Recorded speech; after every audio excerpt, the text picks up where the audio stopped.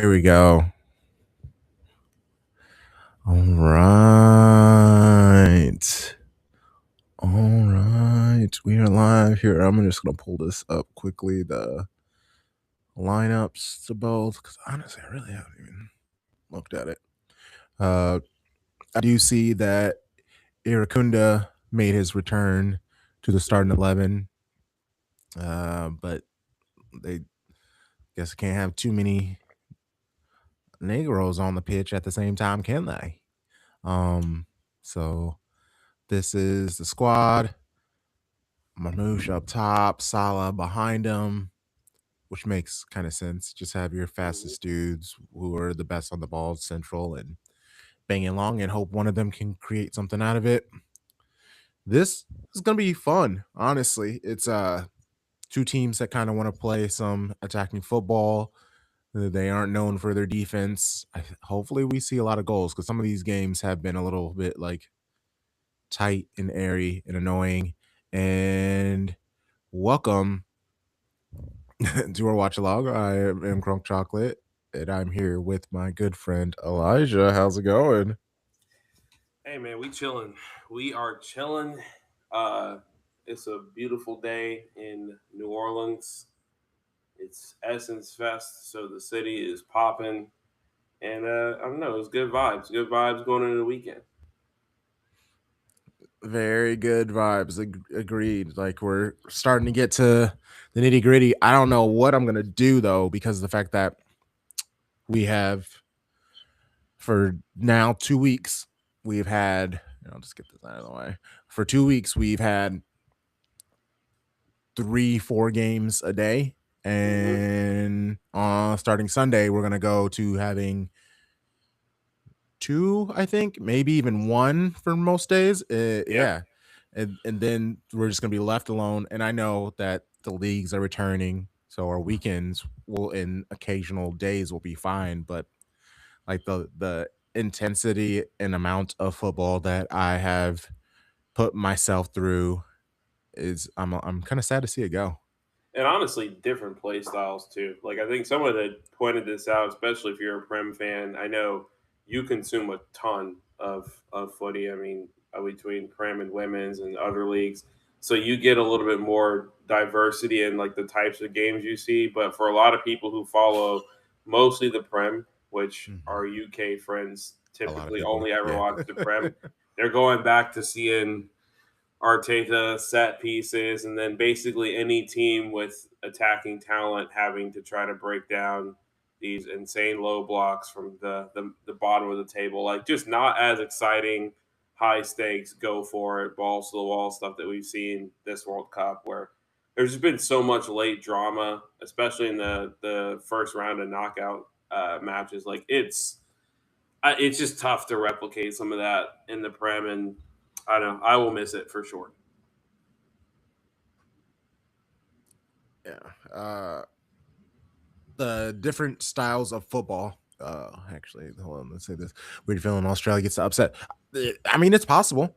We, Yeah, I mean, we'll definitely get into the preview, but Egypt's yeah, not at 100%. I mean, Mo Salah is nursing a hamstring injury. Like they've got a couple players who are recovering from injury or might miss due to injury or are on the bench due to injury, and they've got people suspended. Like it's hmm not a fully strength Egypt team, and they're not like already a crazy strong team to begin with. Like it's not yeah. like we're looking at when I mean Germany's a terrible example, but like Germany had an injury, you're like okay, well there's depth there. You don't there's not really a crazy amount of depth for Egypt, so we'll see.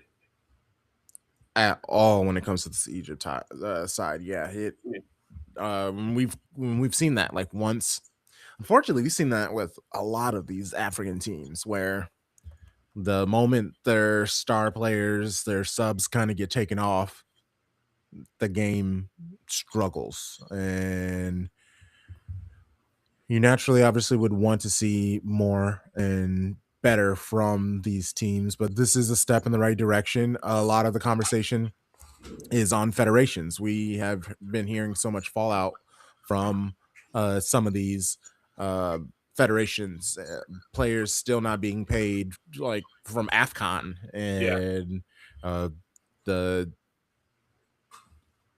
the nonsense that came from Senegal, like all that stuff about the management staff and players kind of being left to their own devices. Apparently, women being brought to the hotels, like all kinds, and a lot of it was led by their captain or by their manager. Excuse me, like their manager is doing all this like stuff, like he thinks he's a player still, and it's like, no, Oh, bro, you're supposed to be the leader and set hey, establish things.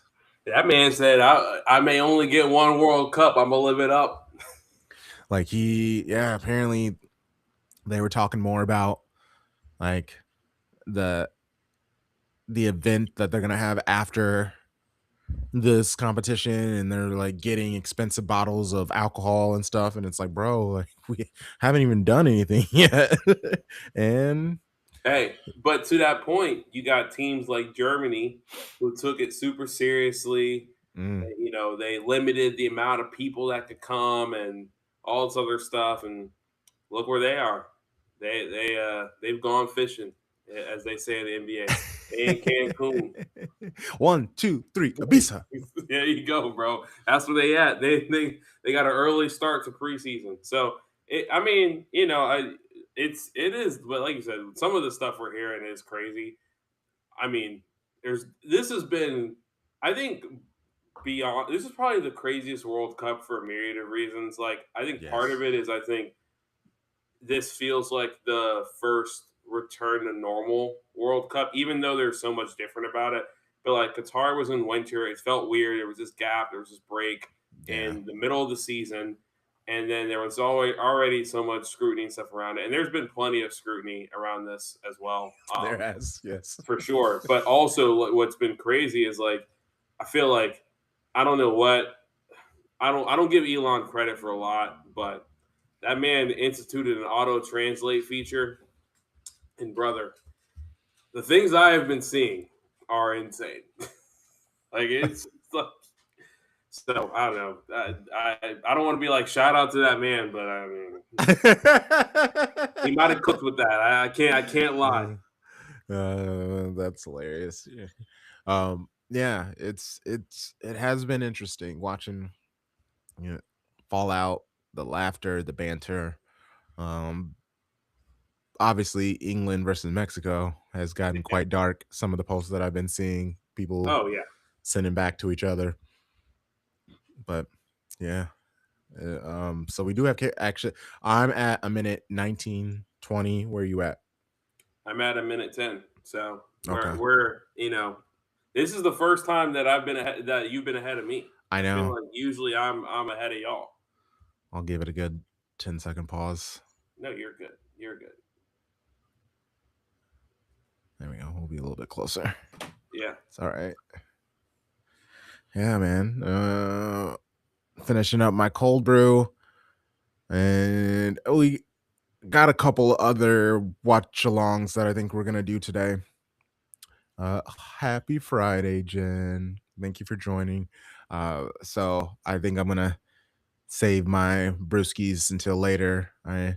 They're all tall boys from like a local brewery, but Oh, it's only 4 packs. So I got 2 4 packs. So I got 8 beers that I need to make last. What is this, like 10 hours? That's a long time. about to say, yeah, that's That's not good maths. I mean, no, it is. I mean, the tall boys though, you'll be in a good spot after a couple. Like I mean, Yes. you don't need to go Yes. crazy. Like you Yes. really, like, Yes. yeah. So yeah, you'll be all right. I ain't Yeah. worried about you. I'll probably clock. Well, I'm finishing my cold brew, so maybe in the second half. Yeah, I Especially, mean, especially if there's no goals. If it's 0-0 going into the second half, I might oh definitely for crack sure. open a beer. Like, I'm I'm come I'm on. going local breweries as well. If you're ever in the New Orleans Gulf area, Parish Brewing is really good.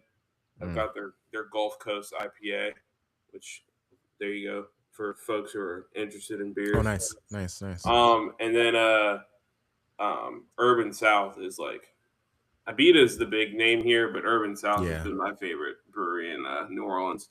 I've got one of I got a 6 pack of their summer All right, okay. beer, which is a Rocket Pop Goes. It's like the most refreshing thing in the world. It tastes like a melted bomb pop. It's so good. Oh. Oh yeah, yeah. We didn't even really talk about we didn't even give before it gets going. We should talk about our previews and predictions because I feel like we touched on it and then we started just talking that talk. I can totally see. Yeah, it's really is a 50-50.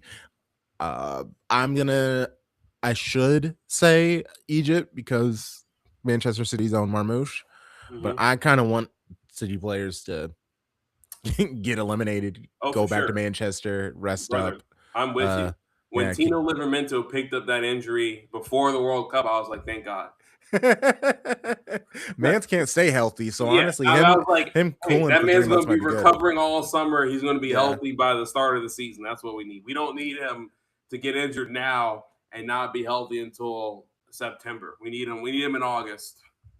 Oh, almost a really good shot for Australia. Wow. Yeah. Well, Plato. And honestly, I've been doing some decent research for these teams the Hmm. last couple of streams, but once I saw I was doing possibly 3 streams today, I was like, "No, I'm going back to vibes. I'm not Yeah, I doing feel you. this much research." So, I have stuff ready for the one stream I'm doing tomorrow, maybe 2, but it's also like the Norway France. It's pretty easy to do Hmm. research with those teams. Yeah. That's true. I think for me, we already mentioned Egypt's already rotated. They're rotating some guys in and out. We're Mhm. obviously Salah's not fully healthy. um, all that stuff. The thing with Australia that's been interesting is that they have some absolute pace merchants off the bench. Like they're starting Irakunda, who's already incredibly fast. He's, in Mhm. my opinion, their most dangerous attacker. Just, I mean, he's obviously been one of two players that's actually scored for them so far, but he's incredibly fast. And then they'll be able to bring Torre off the bench, Yenge. Geez, I'm trying to think who else I remember seeing. Um, there's a guy I think Vela Pule. I think he's on the bench as well. But I remember watching him in the Turkey. I. It's no disrespect to that country. I do not know the right way to pronounce the name. Is it That's Turkey? Turkiye? Oh, yeah, Tur- Turkey A. yeah. Yeah. See, uh, again, no disrespect, but they just got a lot of pace, and I mean, yeah, Mhm. you can already see it in action. Like it's insane. Just they're a sneaky team to deal with. I really was not expecting the amount of pace they brought into the side. They gave the U.S. a little bit, their backline a little bit of a handful for a second there too. Yeah. And even with this Australian team, they're kinda in the midst of, like a the golden generation right now, Yeah. because obviously this is, I believe, their 5th World Cup in a row. Hmm. Before that, they went, like, 30 years before being in a World Cup, but Irakuna, Harrington, one of their center backs, Sirikati, Sutar. Boss, Valpato, Beach, their keeper. Yeah. Those players are 23 and younger. Yeah. Oh, yeah. So That's what you're so saying. that I just thought you meant yeah, like yeah. just Yeah, the I players was they just saying it. have. Six of their 11 players starting right now are 23 years or younger. So Yeah. that's a really good sign. This is all just great experience. And then they even have and then 2 of the other players are 26 and 27, Yeah. or 3 of the other players are 26, 27, and they have a couple of like 30-year-olds, and but you always kind of need that. And Yeah. on the bench, there's a lot of 30-year-olds, but still a chunk of like mid to early 20-year-olds. So this Australian team will be more dangerous in upcoming World Cups, and that's kind of what you want to see. These teams. I was talking about it in one of the last watch alongs we were doing with Italy kind of losing its way, and there are other countries who possibly like we don't want to, like Colombia seems like they're going to be in a scary spot. Uruguay getting grouped out. There are a lot of these countries that we have tied to, maybe royalty is too heavy of a word, but like footballing royalty, and Hmm. now they kind of seem lost in the world. someone's gonna have to step into that space. It Yeah. does kind of seem like Australia could be one of those countries. Yeah, I mean, they look like they're in a similar spot that the U.S. was in Qatar, where it was like, all right, these are players. They got some young players that are starting to be regulars and play in good leagues, and it's just like, okay, they kind of need a little bit more tournament experience under their belt, and I think that's kind of where Australia is right now, where this is a good result for them, regardless of if they win today, like all these young guys getting to Yeah. play in a group, getting to play against world class players. Obviously okay, Turkey. I'm saying it. You can Sorry. say Turkey. No, it's fine. It's Okay. fine. Yeah, yeah, yeah. Turkey had they have some absolute ballers on their team, even though they had a disappointing World Cup. I mean, obviously, you look at Paraguay has obviously been very good this World Cup, and they have some ballers as we are aware. Couple Prem guys, couple former Prem guys, couple MLS legends, and obviously U.S. has put together a strong side and a strong side on paper as well, with guys playing all over Europe. So I think this will be a good World Cup for them, and clearly they're not going to go home as one of the teams like South Korea or some of the other teams that are just disappointed with Yeah. how the World Cup went. It's not going to be a Yeah. Germany where they're looking at another we need to reform all of football in this country situation. Yeah. Right. It does. That's exactly a lot of reform, a lot of conversation that's going on with Germany, Yeah, and Klopp coming in is a good yeah. step in the direction, but I don't I know do if he love. like fixes it. You see the report that Nagelsmann was like, I'd love to stay on, and then the second part of the report was like, yeah, we'll see because Klopp's interested. So it's like I actually saw a video of it was like a German outlet at the World Cup because Klopp and man, I wish I could remember his name right now, but Klopp has been hanging around with another like German player, mhm. and Ooh, they were doing an interview in German, and yeah, Klopp basically was like, he he was a good decision for them, and then even the guy was like, "Kloppo, yeah, relax, yeah, you're talking about September, we're yeah, here," and he's just like, yeah. I mean, yeah, for sure. I think like at the time, Nagelsmann was the best person for that role. I mean, obviously Klopp was still under contract at Liverpool at that point, and now obviously things are different.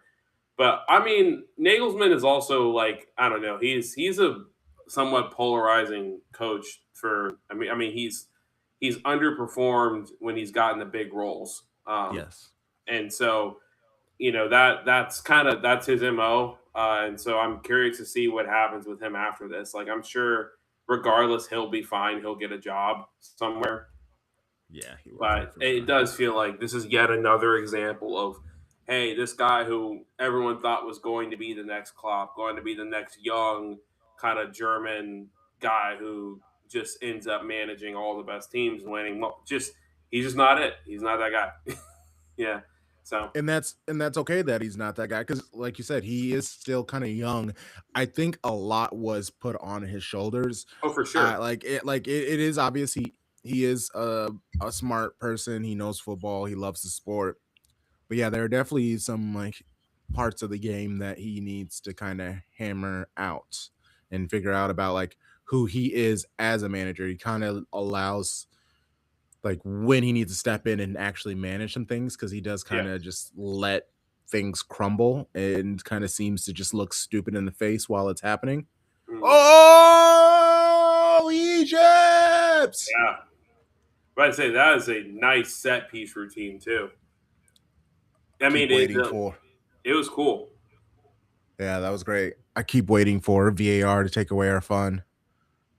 What's up, Mo? Good to see you. Yeah, they're stepping up. They're stepping up.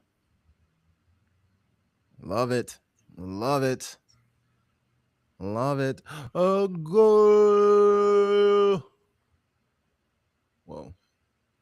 Nice F Shore. And that's exactly the kind of thing they need out of him. They're gonna and actually I'm kind of worried about this Egypt team, honestly, because like Marmoush is 27. So I mean, the next time they get around, he'll be 31. Ashur is 28. Their other striker Zico, he's 29. Like the That youngest. doesn't mean anything, bro. I mean, I we, know, we said but we said this 2 World Cups ago about Croatia, and they played 2 more World Cups. yeah, Modric is still there Yeah, I at mean, like this 40. was obviously the last That's World fair. Cup for a That's lot of fair. those guys, but like they're like Perisic. I mean, there's going to be guys from that Croatia team that are going to be playing in the next World Cup too, and we're like, man, this guy's 36, and it's like it doesn't matter. He's still like they still qualified. Like ball up top. That very valid, very valid, very valid. It's yeah, and sports science has gotten a lot better, so people can play a lot longer than they used to be able to. Yeah, yeah, for sure. I mean, and also like the other part of this, the elephant in the room is like you know the golden generation, like just getting to a World Cup is it's going to be easier and easier unless you're Italy for Oh, some reason. But uh, but like it's still I don't know. It still feels like there are times where in the past you'd have there'd be a team and it's like okay well these guys this is going to be their last World Cup because it's going to be hard for them to qualify with a bunch of guys in their mid 30s, but I don't know. It's just no longer the case anymore. Like, yeah, that's fair. I mean, they're going to be expansion, and I think like when the U.S. inevitably hosts it by itself in 2038 again or something like that, it'll be 64 teams. Like it's going to be insane. So Oh man. Oh yeah, and if it's 64 teams, yeah, that's light work. I mean, I hope that doesn't happen because also I don't know how they're gonna fit in all these games. It doesn't matter, truly. brother. I mean, that's the thing is like the 64 team thing would almost you would literally need to have a country like it could only be hosted by America, or it would need to be very similar to what is now the new norm for mega events in general. Not to get on a soapbox about hosting mega events, but like the MO for mega events for the Olympics for the World Cup is the new like meta is to do it with other countries to share Yeah. the cost. Hmm. And I think that's just the world we're living in. Like I think that we're going to start to see less and less single host countries in general across the board, or single host cities in the case of the Olympics. Like we just Hmm. saw it with Italy. Like they had 2 different cities hosting because it's so expensive. But obviously you can't just not have a World Cup. You can't just not have the Olympics. So we'll see. We'll see. That's a But fair yeah, point. 64 would definitely require multiple countries to Oh host. yeah, 64. Oh yeah, for sure. Like, And I mean, technically USA has the stadiums. It's just if they have enough places that they would want to obviously install the grass and take it yeah, I mean, seriously. yeah, and that's the other part is like USA 100% could host the 64 team World Cup by themselves. Like, it would, like, no problem. But it's the onus is also on the cities. Like, people brought up Chicago, and I think Chicago, like, they've taken themselves out of the running Yeah. for a lot of these mega events. Yep. They've done it before. They know the cost. They just don't want to deal with it. And there is still a large cost, like aspect of it that I think the average like fan probably doesn't really take into consideration for these cities. Like FIFA's not really subsidizing them for the additional security. Like I was just telling Crunk before this, my company does some work with some of the fan festivals here in America, and um, like I was at the Atlanta one, and it was like there were hundreds of police that they're paying for. They're paying overtime for. I mean, we were talking 14-hour shifts for a lot of us, and cop overtime is crazy. Yeah, And it so, is. just think about the cost for police. You have to have police on site for FIFA's requiring 15 days of a fan festival. Like it just gets expensive, and it's why Boston is a good example. As they said, we're not doing a fan festival past the group stages, and we're limiting our fan festival to 5,000 people because it's just too expensive to host a fan festival by itself and have Well, to pay for it. and the government is supposed to help with that, but this government is Yeah, they want the money to go more to their friends than places that could actually yeah, help the people. for sure. So it is. I mean, maybe different administration. This could be slightly different, but even before, it was always like they were going to get less federal funding than you would imagine for Yes. hosting the World Cup in general. And it's interesting. Like, I don't know, the sports landscape is interesting. The more and more like everyone gets hip to the American way of like squeezing out the fan for as much money as possible. And you obviously we saw signs of that this World Cup, but unfortunately for everyone involved, and I say this like I'm serious. Unfortunately for everyone involved, this has been a very successful World Cup. Like Yeah, it has. It like has. like It nothing has. like we will not see there's no that they're trying to call that a handball. That's come on. There's just no way we don't see FIFA run this playbook back for additional World Cups without those individual countries pushing back. So if you have a European country that's like we're not going to allow reselling the way that they Yeah, well, do. and the next World Cup, it's like Portugal Mhm. and stuff like that. They actually do have rules against that stuff. Yeah. So I think that's why, like, shouting the shout that 2038 could be back in the US because they're gonna want that. They're gonna be like, oh Oh, man, for sure. I miss being able to squeeze every cent out of everybody and the all the country or the cities nation cities have kind of just fallen in line. And again, I get that there's a lot of overhead that has come from it, but even all of this, it's just affected everyone. It's been like a the trickle down effect in a negative way. Like trickle down never goes positive. It's always bad. It hurts Yeah. everybody. There's only a couple of places. Atlanta is probably one of the places that it feels like it's been mutually beneficial for Hmm. everyone. Like the games have sold out. They've done well. So FIFA's happy. The fan festival has been unreal. Ooh. They're gonna. Oh yeah. Oh yeah. Okay, outside though. Yeah, but what helps with Atlanta is it really is like a big city, man. It's a big Like, city, and also it's like everything is close. Like people have commented on this. Obviously, a lot of the UK people are now they went to the Congo game. Um, it's also very close to everything. yeah, So like the fan festival is literally a block away from the stadium, and there's three different MARTA stations you can take. Public transit you can take to get within walking distance of the stadium. One of which is literally at the stadium. Like, well, really two of them are at the stadium. So really, there's actually four, but who's counting? So yeah. And if you want to walk like 4 blocks instead of two, there's five. But again, ooh, who's counting? I don't know. I mean, it is kind of wild how like Atlanta's public transit is like really compact around downtown, and then everywhere else it's like spread out yeah, very, yeah. very They much make you spread work. out. They make you But work yeah, very hard Atlanta's for like everything. legitimately probably one of the best host cities because everything is right there. And that is that's just I mean, but it's rare. Like Yeah, Boston was tough because their fan festivals in downtown, but their stadiums in Foxborough, like it's 15 minutes away on the highway or whatever it is. So I don't know. Well, we'll see. We'll see. I don't know. But I mean, FIFA's happy. I'm so curious to see the front office sports or wherever has it first, ESPN, of how much money they project FIFA made this World Cup. oh god, it's gonna be terrifying. It's gonna be disgusting. There's been some numbers floating around, but I want to see the real number. Yeah, yeah. I mean, just the alleged money that they're making off of the advertising for Yeah, these hydration breaks.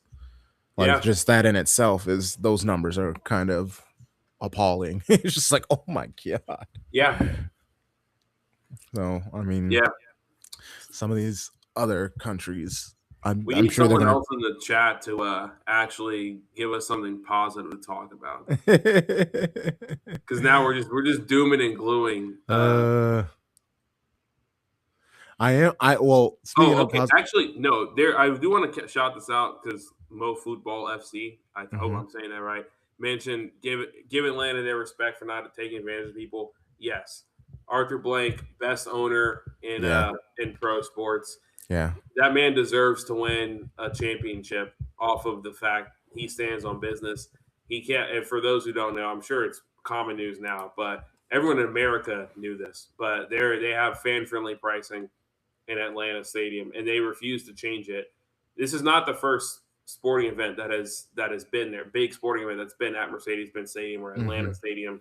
Super Bowl's been there. College football playoff national championships been there. SEC championship, you name it. Club World Cup was there. The pricing never changes. It will always be $2 hot dogs. It will always be $2 slice of pizza. It will always be $4 unlimited refill on all drinks and water filling stations. Like that will always be the case there. And then the premium food is inexpensive. I used to go there and get me a little pulled pork or brisket sandwich for about $11. Little Frito pie for $5. Beers are like 7, 9, and 11 and 13 or something like that. Like 11 and 13 being your 16-ounce tall boys. Like Atlanta does it right for that regard, and got a lot of respect for Arthur. He understands that like if you make it cheap, when people if you can get away with a higher ticket price if people show up and it's like okay, I can feed my whole family for $25. Like I don't mind dropping $300 on the tickets. Yeah, and that is exactly what it is. It's like, hey, do you want someone paying $500 for a ticket and then they might get one soda or one water and then that's what they're just nursing for the next 3 hours? Or do you want to charge $300 and then they'll buy a jersey or a hat and some I'm living food? proof of this. I've gone to so many Atlanta United games, and I have bought so many random people beers because like you just go up to the little and they were smart. Their supporter section is right next to where they have this huge bar that has every beer you can get in the stadium, including all the local breweries. It's my favorite like bar in the stadium Mm. because you can get every single local beer in Atlanta. But like I'll go there and it's like okay, well I might as well. You can get three at a time. I think I'm like I'll just get three for me and the homies, and then they go back and they get three for, and it's like, okay, before we realize it, we each are going and just every time we get beer, instead of getting one beer, we're getting three. It's like and I'm like, all right, we're spending way more money than we I would if we know. were at a Braves game. Like if we go to a Braves game, legitimately, I go to a Braves game and beers there are like $16, Oh and wow. it's like I won't buy more than two beers Yeah. because I'm Oh like yeah. I can't on principle I'm not buying. Yeah, exactly. It I'm, makes I'm no not. I'm sense. not paying $16 for Coors Light. Yeah, Like, well, exactly, man.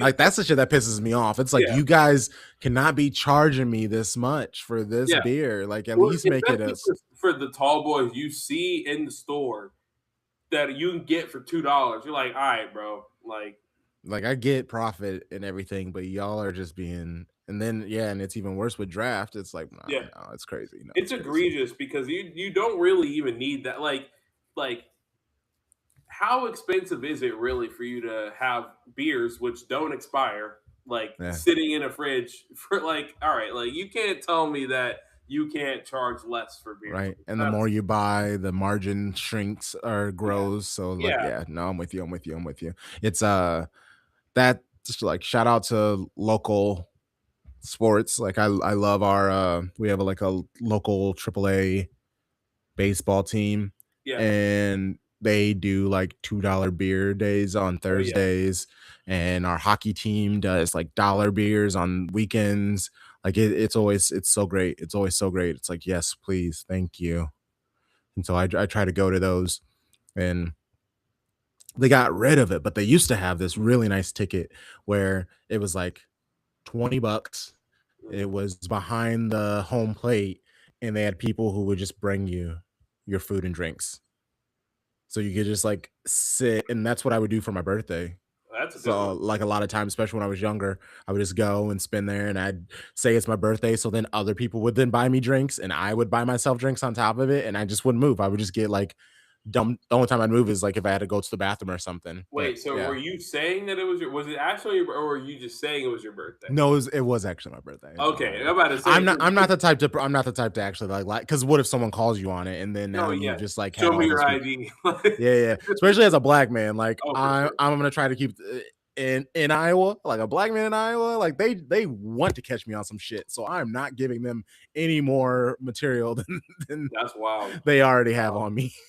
You don't want them to take you out to them cornfields. I feel you. For not at all. I'm surrounded by them, your boy. You know. That's why I always forget, bro, that you in Iowa. I know. I know. There's there is a baseball game tonight. It's just fireworks though. No cheap beer day. Hey, shout out to Jen. Yay, New Orleans. Yes, yay, New Orleans. I'm from Atlanta though, so I'm not gonna rep New Orleans. Wait, like not gonna rep them too much, but it's a cool city for sure. Definitely recommend anybody in the states who hasn't been in New Orleans. It's definitely worth a visit. It's a gorgeous city, obviously known for amazing food. So you gonna eat your fair share for sure. Gain probably 10 pounds on the weekend. Oh yeah, like Tuesday. This upcoming Tuesday, it's $2 Tuesdays, $2 general admission tickets, hot dogs, and sodas. Local, Mm, gotta love that stuff.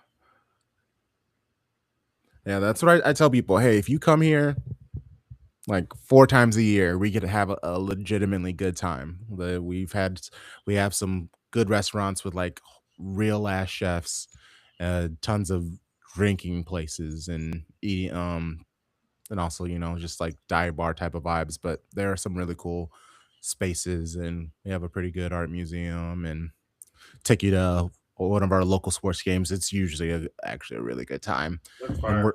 we're on the river too, so that's like a really nice view. It's the Mississippi, so like don't look at the river for too long, but by the river, it's good vibes. Wind, people are nice. People are very nice, especially Mhm. that's like the biggest thing when people come here from who live in bigger cities. They're just like everybody's like smiling at me. It's like yeah, that's just kind of what they do. That's facts. Oh, Samuel L. Jackson, the legend. It's true. Atlanta,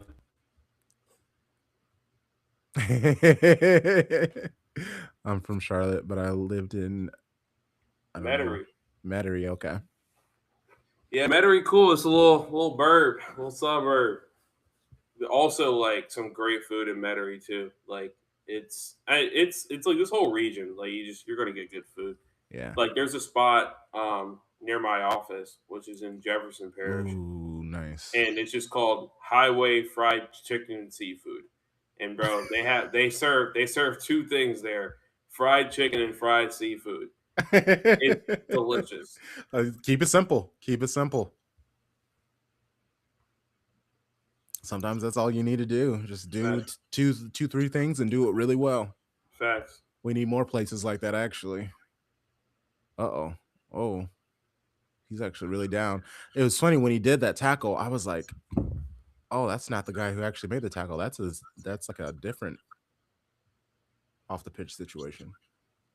You know what's crazy, bro? I for some reason I like exited away from my screen, and it just like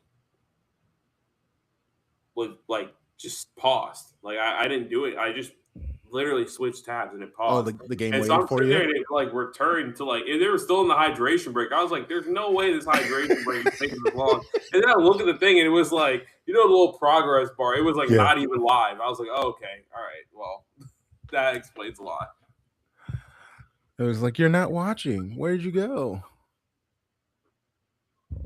When I've went to Atlanta, I've been to Atlanta a couple times, and yeah, I have a great time. It's yeah, beautiful place, fun. Like I live where I live, you just see people in pajamas all the time.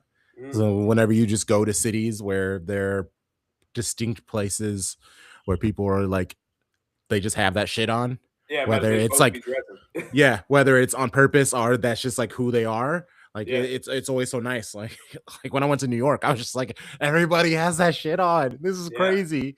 Like I yeah, I mean this area's kind of got to me. Like I I don't necessarily do pajamas, but I do wear a lot of just like gym shorts, and I'm just like I don't give a fuck about any of these people around here. yeah, bro. Moving from Atlanta to Tucson was like that, where like folks were like, "Man, you really dressed up," and I'm like, "Dog, this is what I would just wear out to Yeah. do grocery shopping in the A, bro. Because you could be going grocery shopping folks in the full Louis fit at, Yeah. at Kroger or at Right. Publix, bro. Like, Right. all right, man, we just you in the full Louis just getting a box of pasta. That's crazy.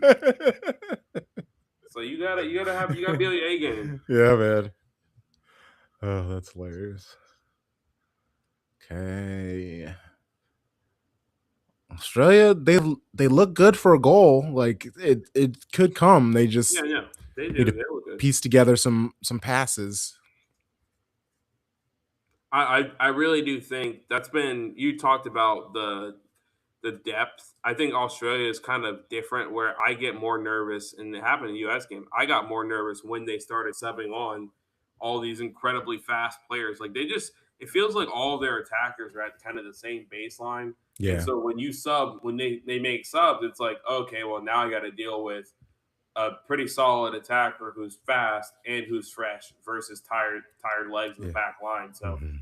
I'm curious. I think there's a second half goal here for Australia, for sure. I don't know. I don't have a lot of.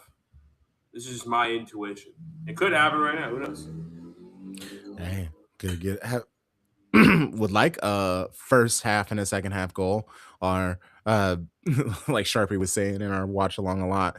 This is the second quarter. So Yeah, it let's could. see Yeah, who manages the second quarter the best. yeah, bro. That's funny. Yeah, that's facts. This is the least. It's 4th of July tomorrow, and it's the I least know. 4th of July feeling 4th of I July in know. forever. I know. Yeah. And it's yeah. Yep. Yep. Yep. Yep. Yep. We don't got I to get am. into the reasons why, but Yeah, yeah, it yeah. Oh, doesn't we even know. feel like it. Like it's Everybody just knows. Everybody yeah. knows. I know. There's a Australia with a shot at goal. Nothing comes of it.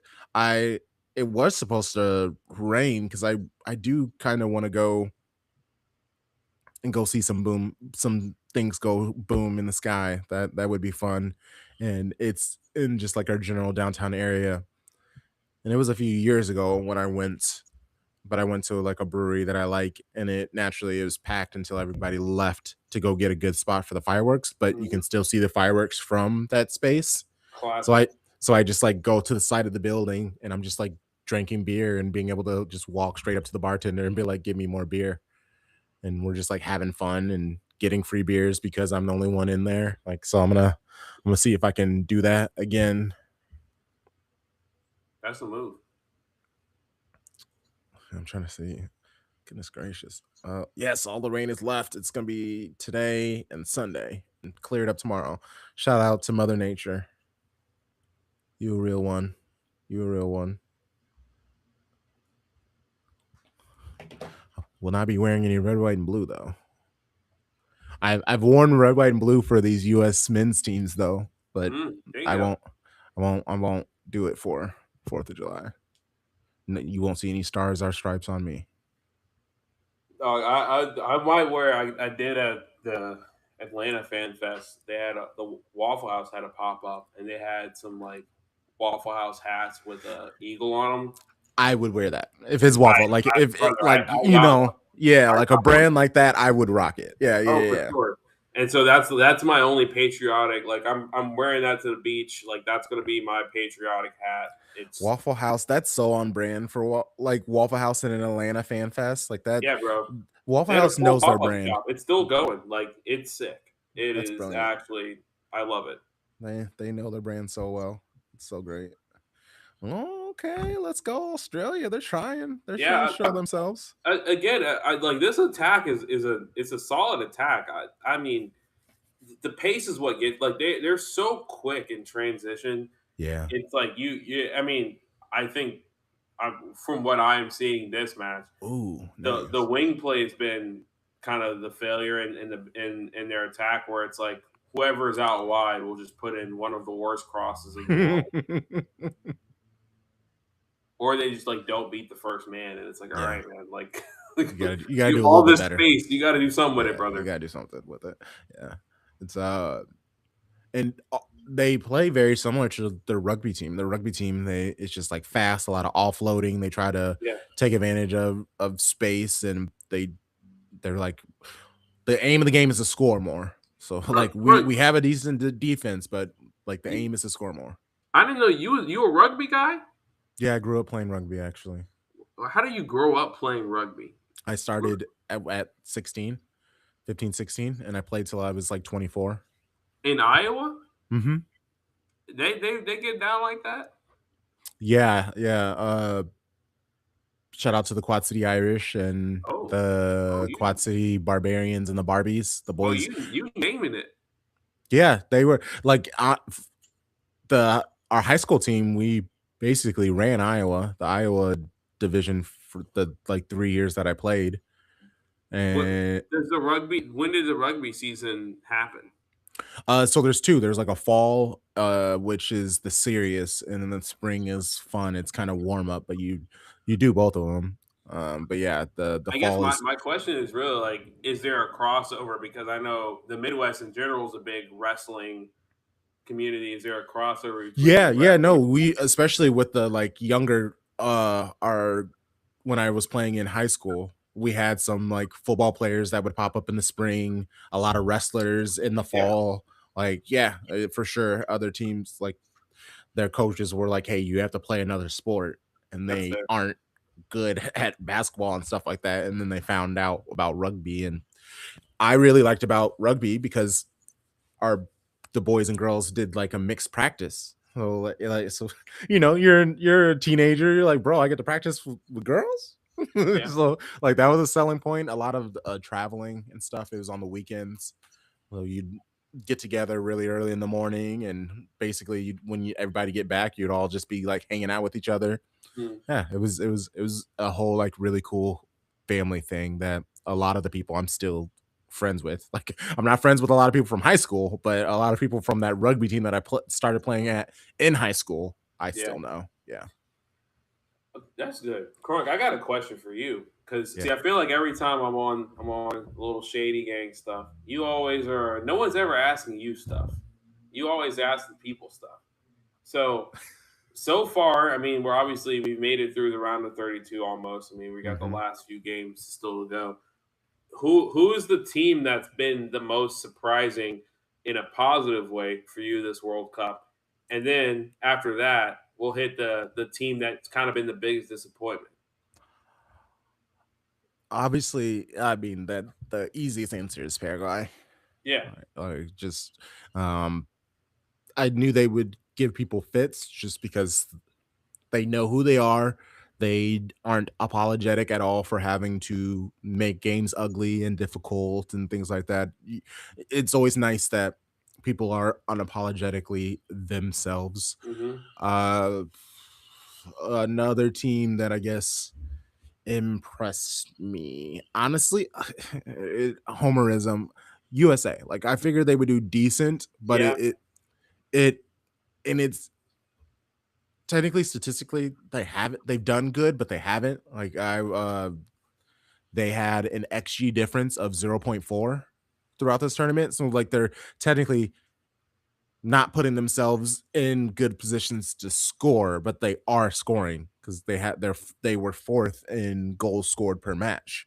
Bro, we Uh, saw that Harry Kane second goal. XG don't mean a damn thing if you put the ball in the back of the net. exactly, that, exactly. So that and second goal must have had an XG of 0.001. And that, like, they like I know Congo thought they did the right thing. Technically, yeah, they had him like turn, and yeah, yeah. he's just he's a ball shagger, bro. Knows what he's doing. Yeah, that's Uh, crazy. I wouldn't say that. Ball flag is wild. That I'm gonna throw a flag on that. That's crazy. Yeah, I'm gonna shoot Sharpie a text and be like, the boy was saying ball shagger on the stream. That's crazy. No, That's no, I'm funny. with you. Like it is very homerism, but I think to me, partially is like as Americans, we also have probably harsher expectations. If you're an actual fan, like there's a lot of people who are coming to the U.S. men's national team for the first time, and it's honestly been really cool to like talk to people at work about like, yeah, like this guy Yes. Balogun, like Mhm. like they weren't there for when all of my friends were commenting Eagles and American flags on his Instagram posts to try to get him to play for US. But like talking with but like I remember when we did the draw and it was like, okay, like this should be a group America should get out of. Did I think America would have the group wrapped up after 2 games? No.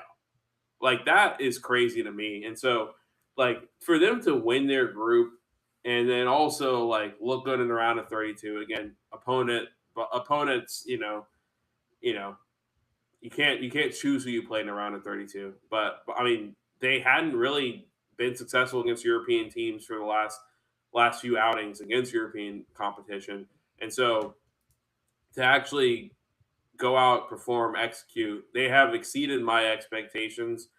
Belgium, if they beat Belgium, it's easily the most successful World Cup I've seen. It's actually literally the most successful World Cup Mhm. we've probably seen in our lifetimes.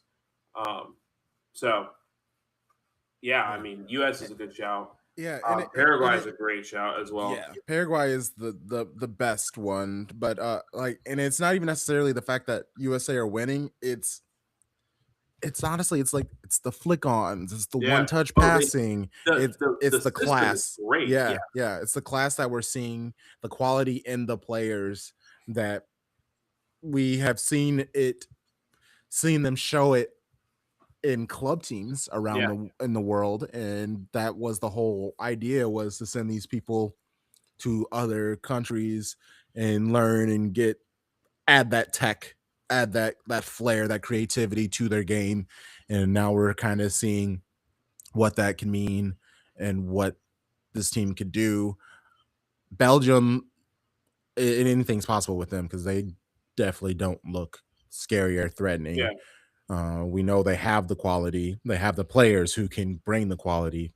And I and it is one of those tough things because I am aware of how people see America and Yeah. historically how this country has done in the World Cup, where I want to be cautiously optimistic, but I want to also be optimistic. I feel like that news that clip that was going around of that news lady being like, I can't even point Bosnia on a map, but we're gonna kick their butt. And it's like, man, I want to be able to flex and enjoy myself and laugh and hardy har har. But then we have like situations like that. So then I kind of like slink back and just And she wait and was watch. trolling. She was trolling. I'm gonna She give her was that. trolling. She was trolling, but yeah, no, it's a bad look. It's a I bad mean, look. uh, The other uh, thing about America that to me has been super impressive from Poch, like system, all that kind of stuff, and getting the most out of each player. But for so long, we've all known that Tyler Adams and Weston McKinney were like these yeah, incredibly dynamic players yeah, that like have can play anywhere. Like we've seen them both play, whether it's right back, center mid, CDM, cam, like they played all over. And this is the first time I feel like I've seen US like them be able to be as dynamic as we know they can be within the context of the national team. Like Wes mm, just seems like he has so much more freedom than he's ever had in a USA shirt. So I don't know. That's been impressive for me. Is I feel like Poch has gotten the most out of certain guys, and the back line looks solid, all that kind of stuff. Other team that I'll say has been impressive, Mexico. Uh, okay, Australia. They look dangerous. yeah. It's unfortunate if he could have got his head up when Yeah, he was running onto the ball. he He would have had seen. Iracunda right there. It should have just like one touch smacked it across, and that Yeah, would have been a tap in. But instead, he was watching the ball and saw his own glory. He's like, yeah. "Here I go." It wasn't a crazy idea. Just No, you would like maybe a better attempt at goal yeah. from it. Yeah, yeah. But yeah, Mexico just looks fucking good, dude. Haven't I allowed a don't. I goal. mean, Haven't I mean, allowed a goal.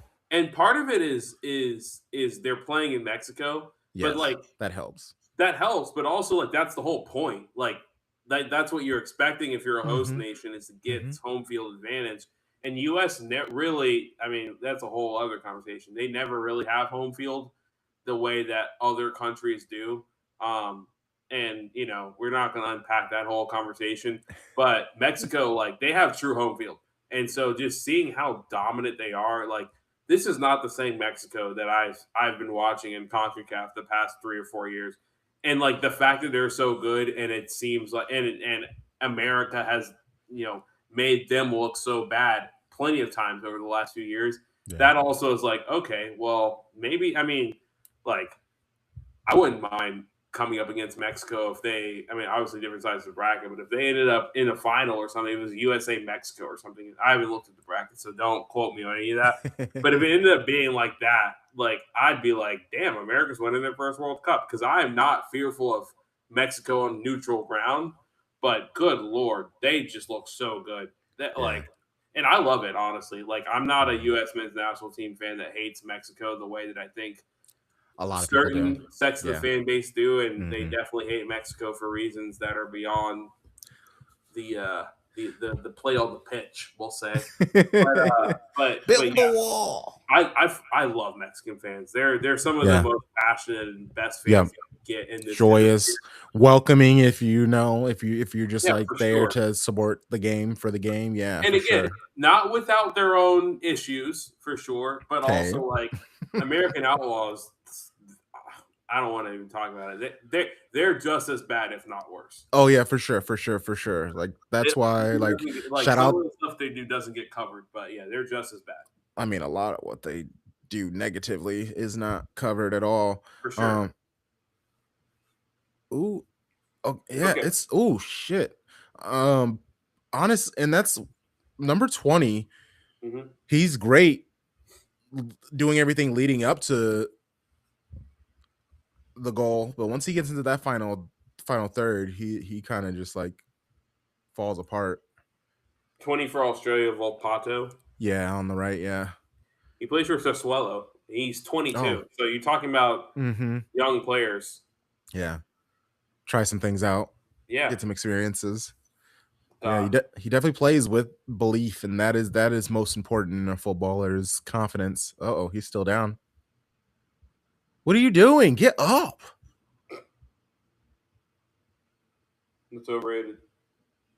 Like unless you're coming off,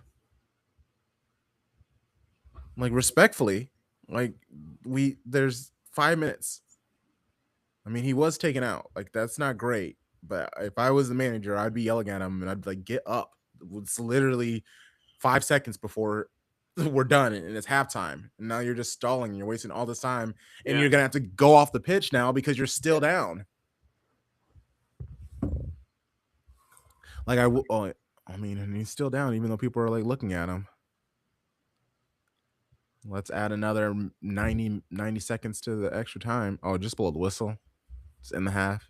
I'm okay with that. Yep. Yep. That's what they're doing. Just in the half. In the half, yeah. Yeah. Hey, that was fun. That was fun. That was great. Yeah. I mean, speaking of that whole England and Mexico, like with the altitude, the heat, and everything, and that's gonna be a very fun match. It's gonna be a Dude, very fun England, match.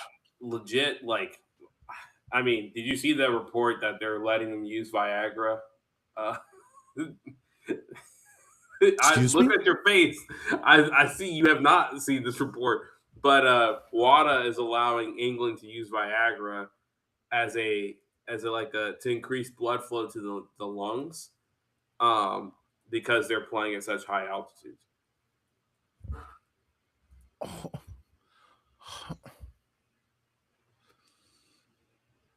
yeah. Okay. Which the theory of the case makes sense. Like if you take a step back and look at what is Viagra for, it is for Yes. increasing blood flow. Yes. I've just never thought about it not increasing blood flow to certain areas, but this makes sense. Yeah. It's just those set pieces, those corner kicks, they're gonna get a little interesting. It'll be interesting for sure. But yeah, I think they're going to struggle with the altitude. Like that is the best home field advantage you can get for Mexico. What is what? Oh my gosh. That okay, I gotta share this on social media right now. You do it. Oh my gosh, England's hilarious. Oh man.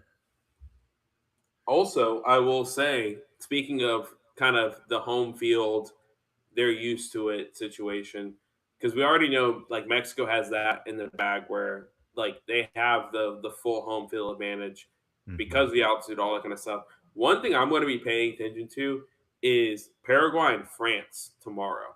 Like I don't think it'll make that much of a difference because France is that good, but That game is at Lincoln Financial Field in Philadelphia. Tomorrow it's supposed to be like feels like surface temperature, 100 degrees, 80% humidity the whole time Mm, for that game. It's going to be one of the hottest games of the entire World Cup, one of the most uncomfortable games for the entire World Cup. So I'm curious to see if like Paraguay, they're obviously used to playing in those conditions. All of yeah. their summer tournaments are in similar conditions with no water breaks, all that kind of stuff. I'm curious to see how France adapts to that. Like we've seen France be this dynamic, very quick side, Hmm. putting goals past teams incredibly quickly. Will they be able to do that in conditions that are like incredibly unfavorable? So I'm that is a game to me that I think will be a wild like I don't know if I'm putting on upset alert, but I am like there's people who are already putting in the yeah, France is winning this 4-0, 3-0, whatever. Yeah, I that don't stuff know. is silly. That stuff is silly. Yeah. Yeah. It's the way people are talking about these underdogs in some of these games is wild, and a lot of the way that some of these African nations have been talked about, and I don't know, it's just like because it's like the night and day where you'll be like these well, of course you're gonna say this, Mo, you are French. So like, come on now, you know. Uh I just think I think it'll be interesting. yes. It's one of those where it's like it's the game this week and I have circled because I think there's just gonna be tomfoolery afoot. Like Yes. I Oh, don't really know what's yes. going to happen, but it If just like the conditions alone are like this is weird conditions. Like everyone if else is playing in controlled environments yeah, except for this game. if if France aren't familiar with the dark arts, which they are, Oh yeah, they that's will the other get part. very It's familiar. They Paraguay. will get very familiar, Yeah. very familiar.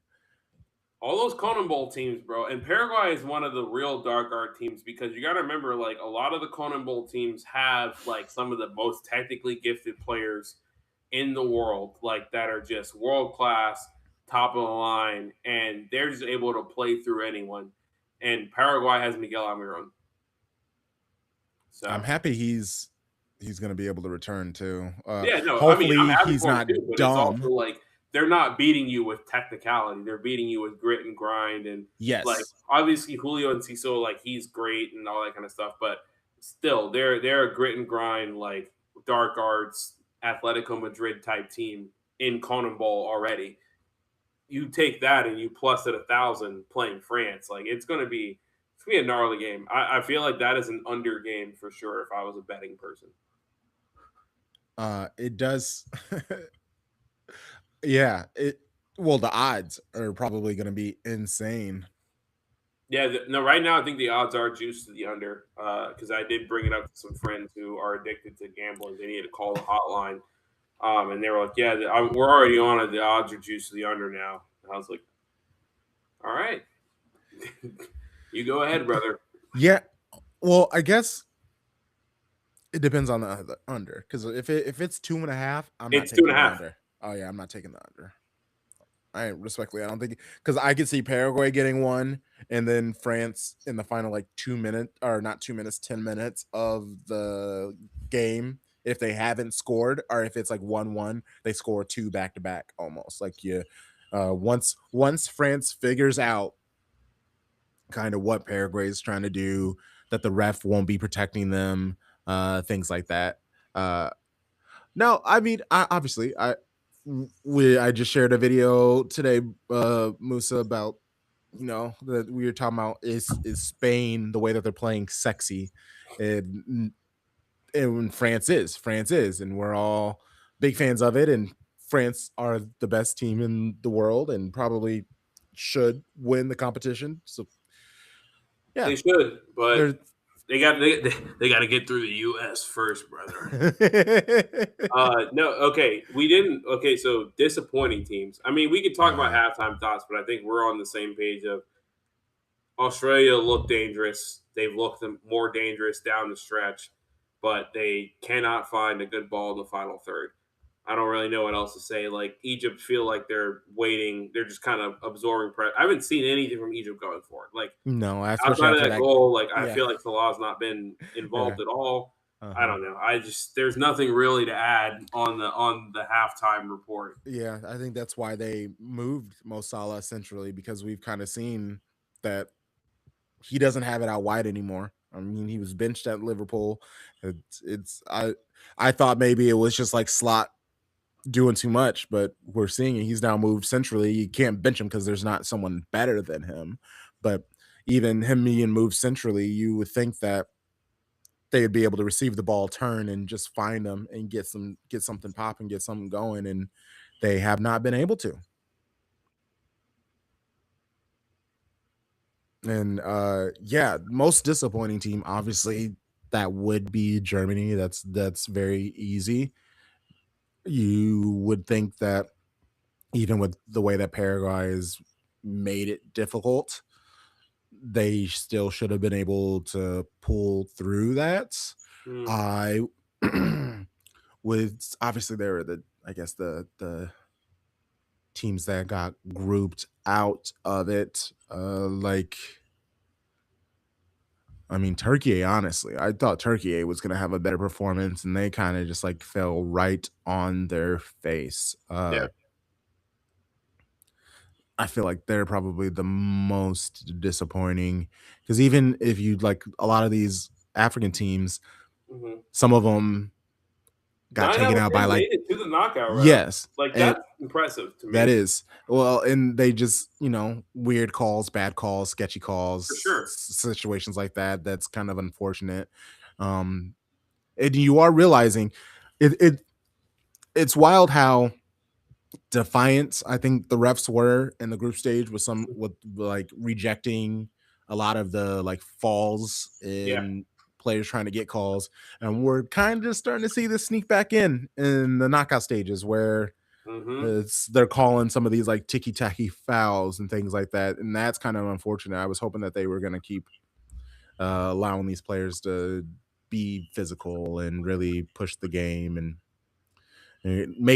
make the conversation be about the play on the pitch as opposed to like whether this call was deserved or not and Yeah. things like that. So Yeah, uh um, yeah, I mean, for me, this is gonna sound crazy because, ooh, like, I think Germany, Netherlands are easy ones to pick, but I think you've kinda been on this train or, like, I feel like you would know this, is that anyone who kind of is a World Cup or is honestly is follows football knows that when it's outside of Europe, there's always going to be European teams that have early exits or struggle. Like that's like historically that is mhm, what has been the case. They just don't do well outside of Europe. Can't handle the weather, all that kind of stuff. So I was expecting a few heavyweights to have early exits. Germany, sure. Netherlands, sure. Whatever.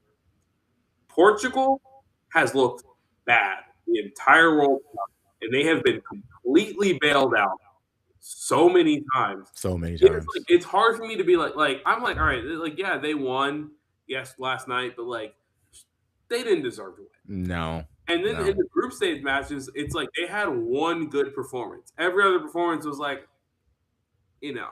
So, yeah, like, I think Portugal is the one that's interesting to me because there's a combination of like legitimately every single one of those guys walk into, I would say, what 90% of the Premier League starting 11s. yeah, It's just like they have such good talent, yeah, and then it's just been completely underwhelming. And I'm not a there's some folks that are big. World Cup is rigged for certain guys, and yeah, when Messi won, it was rigged. I'm just saying, I'm noticing some patterns for Ronaldo, and I'm not gonna say too much, but I'm just noticing some patterns that I think are a little bit strange, and it would not surprise me if the cards fall that Portugal has a deep run in this World Cup, despite not really ever looking like one of the best teams in the World Cup.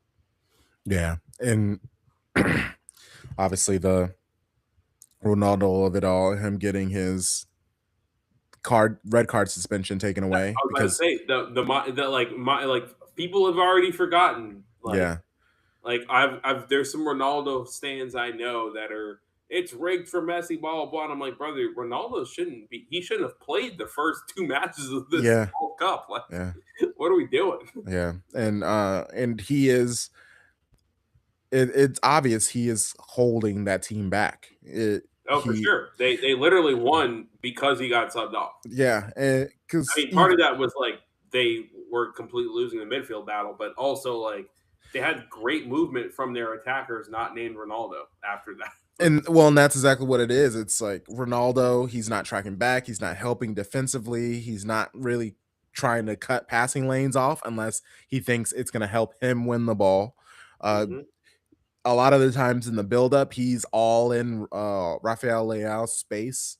Like so many of the times, like I'd find Leao and you see Ronaldo trying to get the ball away from him immediately, and it's like, hmm you got to let Leao cook. Like, why do you not just like maybe start in the same space and then immediately run centrally, and you and Leao running like side by side up the pitch is should be terrifying to some people, but he definitely doesn't seem to understand how to adjust his playing style with his age. hmm And we have seen Messi perfect it, where man's truly just he will stand still for like 15 whole seconds, and then all of a sudden, when he needs to, he turns it up to like 100, and everyone scrambles. Like truly, it is remarkable watching how defenses react when Messi gets on the ball. It is actually really cool. You can truly see like fear in their eyes, the body movements frenetic, and it's understandable because he just is so efficient with he's the that good. ball. Yeah, like he sees it on a whole other level. And I'm not necessarily like a Messi or Ronaldo guy, but I am not the type to be like denying someone's greatness just for the sake of hateration. Like hmm if I'm gonna hate, I am an ethical hater. I always say that I'm an ethical hater. If I'm gonna hate on somebody or something, there is like I usually mean it. I usually hmm mean it. Like like I do like to troll. That is very fun, but you'll know if I'm being full of it pretty quickly. Facts, facts, facts. Oh man. Yep. Okay. Uh, the other two games today, the second half will be over soon. hmm Um, so let's quickly talk about these other two games. We have Argentina, Cape Verde, Cabo Verde. Uh, this is very similar to the France versus Paraguay, where you know who probably should win and should win easily, but just because of their opponent's playing style and the performances that we have seen in this competition, we know that it might not be as easy as people want to believe it'll be. Yeah, I do think the Messi has, like, unlike the France Paraguay game, Argentina is going to be they're going to be used to the conditions. It is in Miami at what 6 p.m. local time, so Mhm. it's not going to be comfortable temperatures for sure.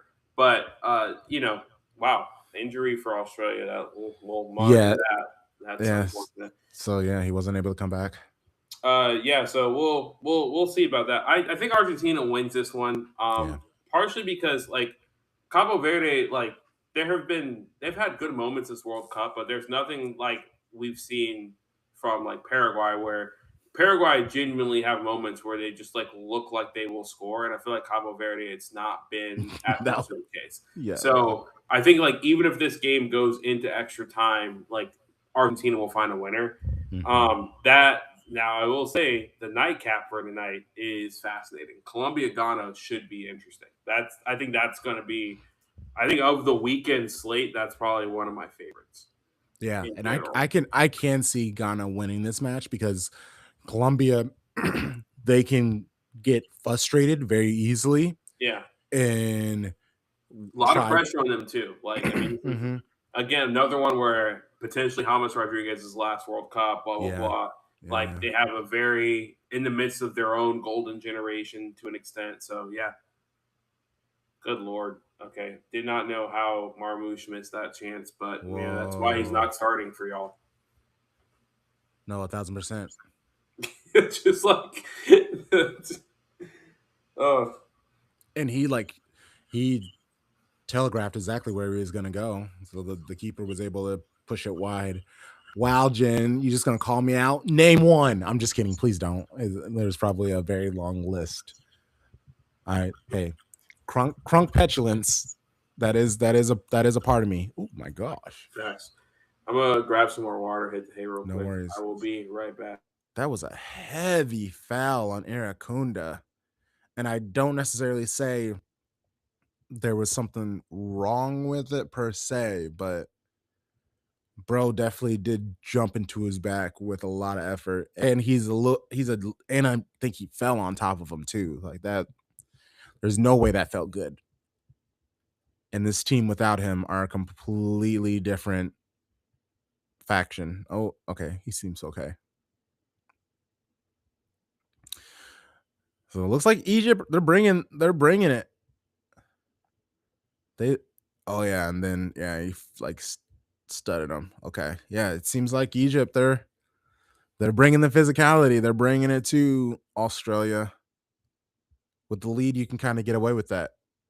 Like like a good friend, my show bro Charlie says, you have 11 yellows. Oh no! Oh, they fluffed that up. Oh, that's unfortunate. Unfortunate for Australia. Oh, oh, oh! Can someone get there? Oh! Did he get a head on it or ooh, wow, he's down. Oh no, that's not great. Yeah, turned him to a side so he doesn't like choke on his tongue. Oh man.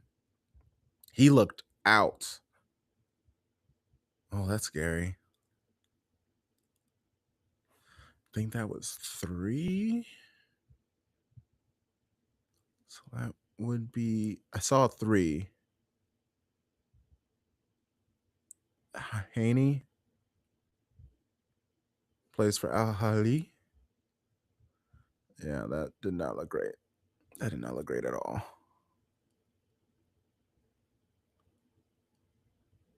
Interesting. Oh, Mo Salah still 40 million. Omar Marmoush 63. Oof, he's not gonna get sent to. Oh, he's up. He's up. Oh shit.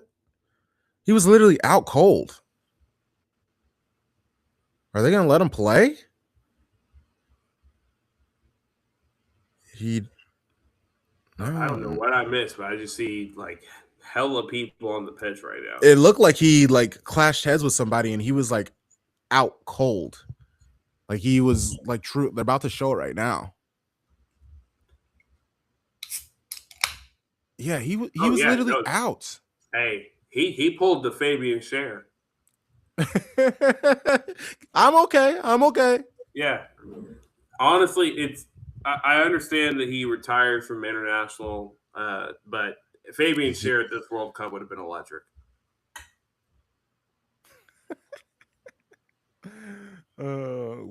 What nationality is he? He's Swiss. They They're honestly they're good. doing They fine. Yeah, won. they're They doing won fine early. without him. Yeah, yeah, yeah. Also, There's funny enough, Newcastle are um, they're make they're in the mix for a one of the Swiss players. They're what putting all that money to good use. Not gonna lie, I mean, I don't know. Newcastle fans are probably happy with the return from selling Anthony Gordon to Barcelona and Anthony Gordon to Barcelona and Sandro Tonali to Tottenham. Like a good almost what is it, 170 180. mil this Yeah, summer, something like yeah. that. Basically, with all the bonuses. Yeah, no, that's good money for a team that's gonna miss out in a UEFA competition. Uh, they won't have as many games. It is And obvious the that this. players are linked to are like good value. Everyone's under 50 mil. They're linked to actually one of the Swiss players, one zombie, who's Oh yeah. been, Oh, Mazambi. Yeah, he's but proven he's himself. honestly they need to wrap the deal up soon because Oh yeah, no, that fee's going higher and higher by it's the match. honestly the fee is not even the issue because they have the money. It's more of it's the fact that other teams will be in for him. Oh, Like that's the fair. thing is, like right now, like, it's just Newcastle, but if Chelsea get in the mix, if Liverpool get in the mix, if Spurs get in the mix, if City get in the mix, like I don't know, it gets tough, and Newcastle have already been burned by that multiple times already. Yeah. this transfer season. Yeah. It's I saw Man City announced that Oasis are doing a 12 performance stay at the Etihad next summer, and that's big money. That adds to the what's replacing PSR. Why can I not remember what it's called now? Because basically whatever you make in your stadium, no matter what, goes Hmm. towards that. Yeah, It's like, oh, they're gonna make enough money to buy a couple players on that alone. that's how Spurs. That's how Yeah. Spurs are making Hmm. money. Is like, The Beyonce Stadium. yeah, and they make then all the NFL games and that whole ordeal. Like, Yeah, Egypt have no problem going to ground. It's yeah, been wild to see. I do love the get up signal for someone who is not flopping. I know. Like, Either way, yeah, yeah. get your Just ass up, and he's just already standing up by the time you. Just, I'm not calling anything for you, so get up. yeah, Oh, and they said he lost the ball. All that stuff. Okay. Okay. Let's come on now. Somebody score. Someone please score. Do not let this game end 1-0. That's not great. That would not be great. I would not enjoy that. Yeah, hold on. Let's see. Let's see who this Egypt. Who can they bring on that might be exciting? Obviously, old man Trezeguet. It's wild seeing his name. Um,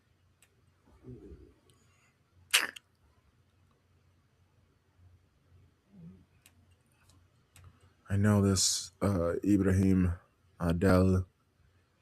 He's come in and he's helped them out a little bit, but it's definitely not like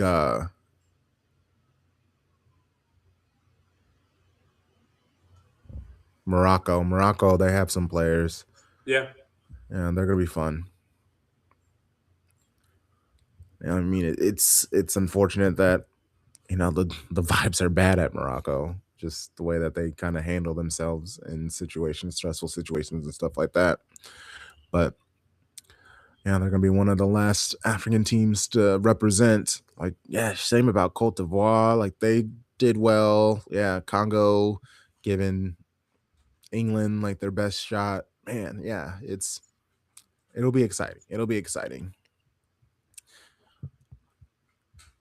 We got some games. We got some games. Australia with a free kick. What can they get out of this? Maybe score a goal or something. That'd be nice. Oh, they did. Thanks, Jen. Just kidding. Oh, that's nice. Oh, that's nice. That's nice. All That's a right, great goal. we got a game. How tall is that Sotar dude? He's just like skying over everybody. Oh, Leicester product. Why is it in centimeters? What is happening? Why are you doing this? You know I'm in America.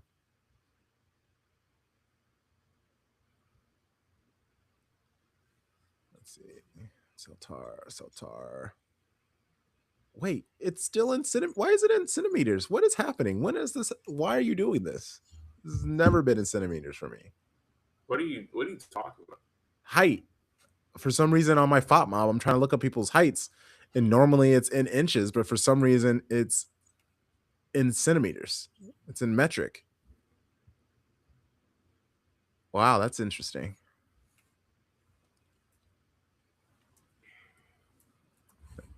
He's 6'5".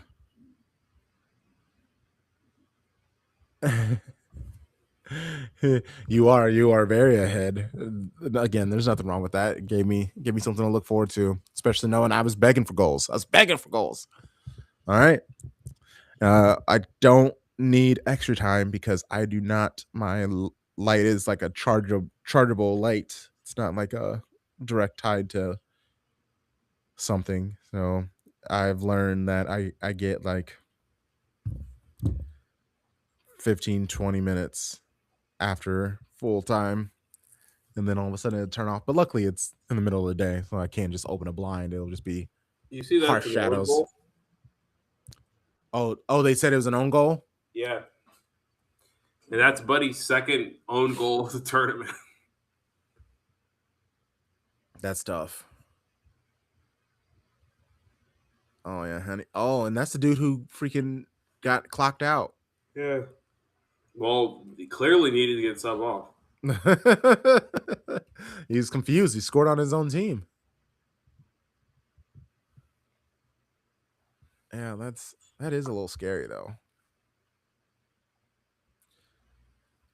In a sport where, yeah, you take so many like not direct hits to the head. I know it is safer than other sports, but still.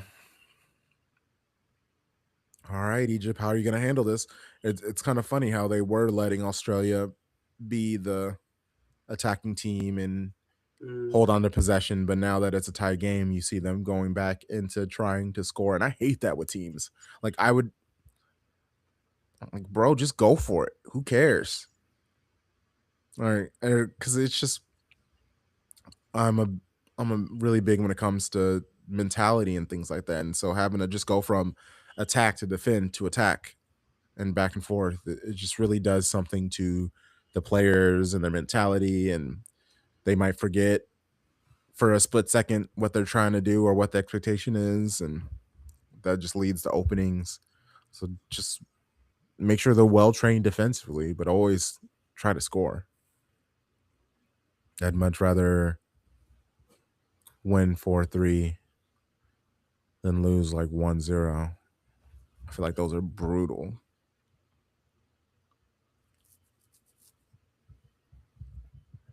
Okay. Okay. Okay. And long ball. Oh, up. Marmouche. Find Salah. I don't know what you're trying to do with that. Look like a Travella. That's a little extra. Okay. Managing here. Let's look at these stats real quick. Let's see. Yeah, definitely Egypt bossing possession 54% at the moment. Let's what's it specifically in the second half? Yeah, Australia leading it in the second half 60-40. I mean, it's an own goal, so that makes Yeah. sense, but 0.00 XG for Australia in the second half with Egypt's 0.41. So they really have been, depending on how you feel about XG. Some people feel differently about XG. We got some breaking news. Goodness Nothing gracious. nothing too crazy, Oh, but okay. England Mexico game might get moved up from 6 p.m. local to noon. Is there like something happening? Thunderstorms, Mm, which advantage Mexico. Mexico City in the dead middle of the day, I know that's in the brutal. middle of July, in the beginning of Yeah. July, sounds Yeah, awful. that does. Yeah, no. There might be some. Did you see that photo of your old boy? How red he was after the England game, Hmm. asking questions, looking literally purple. Well, I don't got to defend them anymore, so It okay, so when that rumor first happened, how real did you think it was? Because it still kind of sounds weird that he is a Barcelona player. I think it's weird because of the way he looks. But when you look at the play style, like it makes sense because, like, also in Europe, okay, I thought there was something. In Europe, he's been much better than he has been in the Prem, which has been the case for every single winger in the Prem. It's just this past season, a lot of people, not a lot of people, a lot of teams have like put an onus on really slowing down wing play, and so wingers in the Prem this season as a whole struggled. But I mean, Anthony Gordon, really good work rate, scored a lot in European competition, in cup competition. So it made sense profile wise. I didn't think it was too crazy because he had links to clubs of a similar stature before. Like he'd already had Liverpool links, he'd had Man U links, all that kind of stuff. So Hmm. it wasn't too surprising. Honestly, the surprising part for me was that it got done so quickly. Typically, like I don't know, in this day and age, transfers tend to take a little bit longer. I mean, good for him. I have no ill will towards Anthony Gordon. I actually think he'll be fine in Barcelona if he wears sunscreen.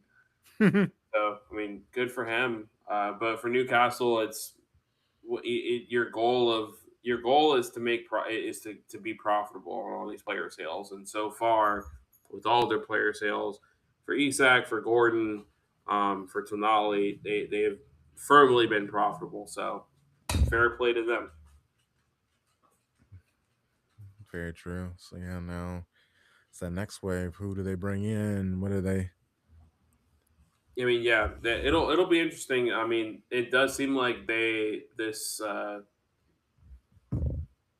this new because I mean they've hired and fired so many people.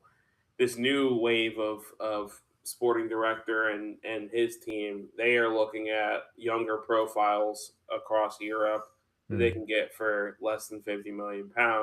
So they've got Traore, the Cote d'Ivoire winger. We already talked about Mm. the Swiss midfielder. So like, and they signed a young French keeper earlier or Belgian keeper. I can't remember which nationality he is earlier this summer, who's 20. So like, they really are trying to do essentially it's similar to the Brighton model, except for I guess the theory of the case for Newcastle is that they'll be able to spend more money than Brighton, so they should be able to get a higher quality caliber of young European player that could pop off in the Premier you sell for a lot of money. And so we'll see how well that works and if their goal is to sell or if their goal is to just get young talent, develop them to be and during their prime, you're like walking into Champions League. Like, is Newcastle in 4 or 5 years just going to have all these players they got for £40 million that are worth upwards of £100 million, and they're just playing for Newcastle and competing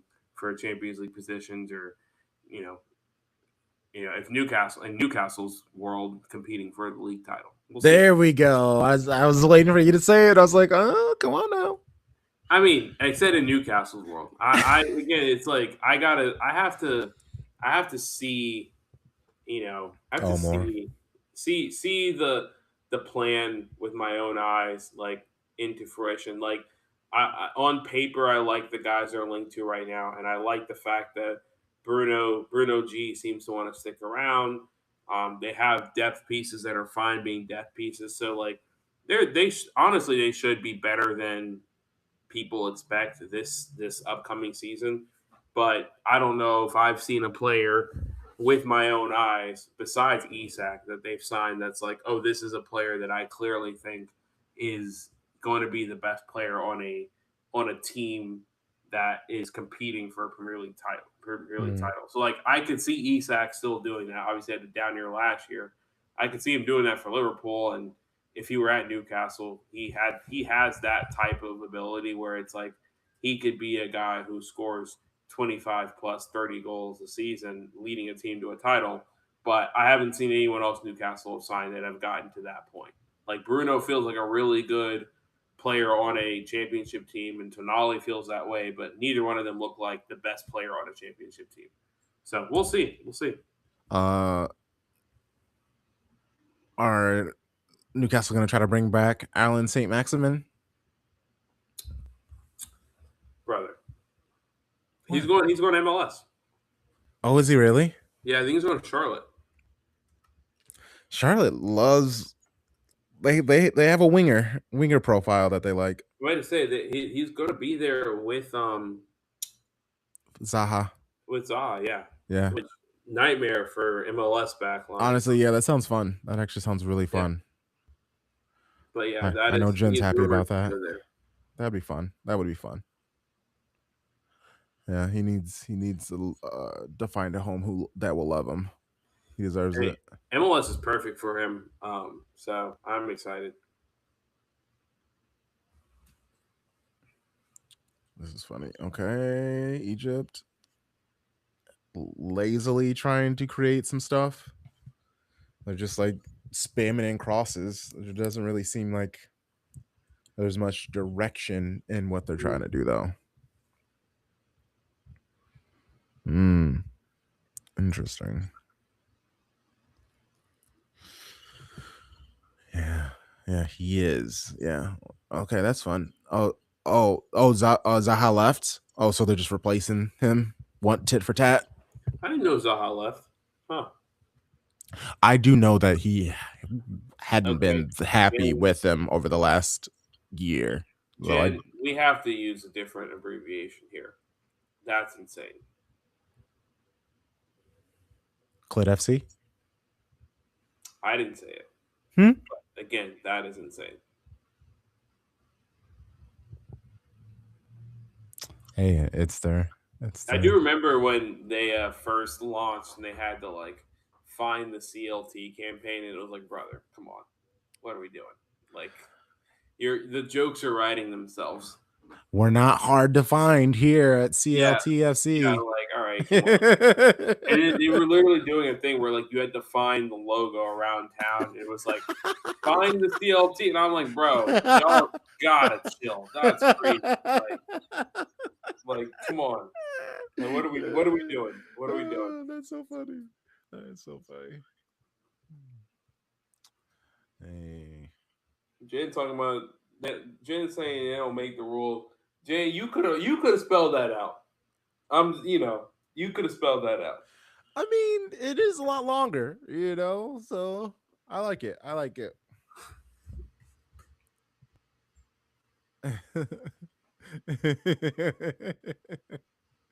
Oh, that's funny. All right, so end of the third quarter, hydration break.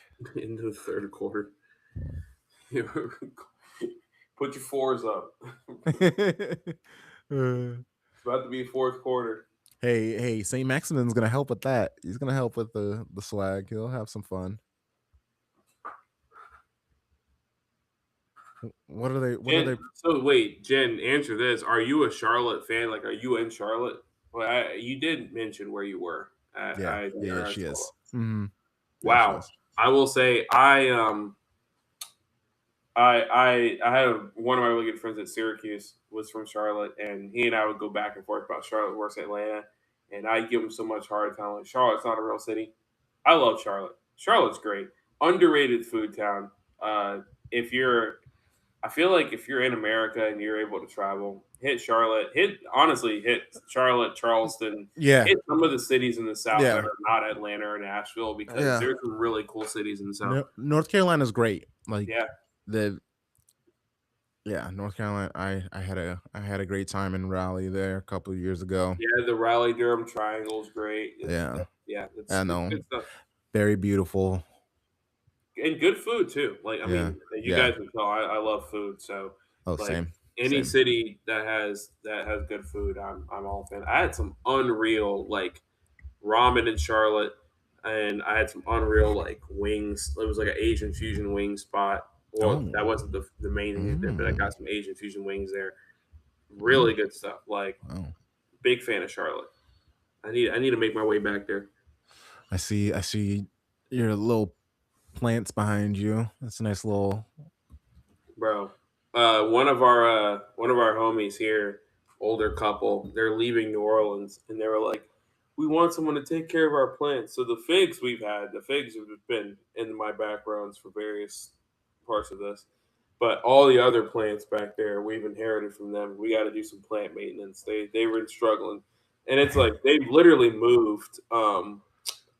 From New Orleans to a different part. Like, they moved to Florida, and so Oh, like they're splitting time between the two. So it's like, yeah, they don't have time to like properly maintain the plants. So yeah. You need a that's lot. this weekend, bro. I'm gonna be doing that tomorrow. Is some plant Yeah, maintenance. I have a bunch of my plants. I just put them out on my balcony. They're just enjoying the nice weather and the rain is helping and stuff too.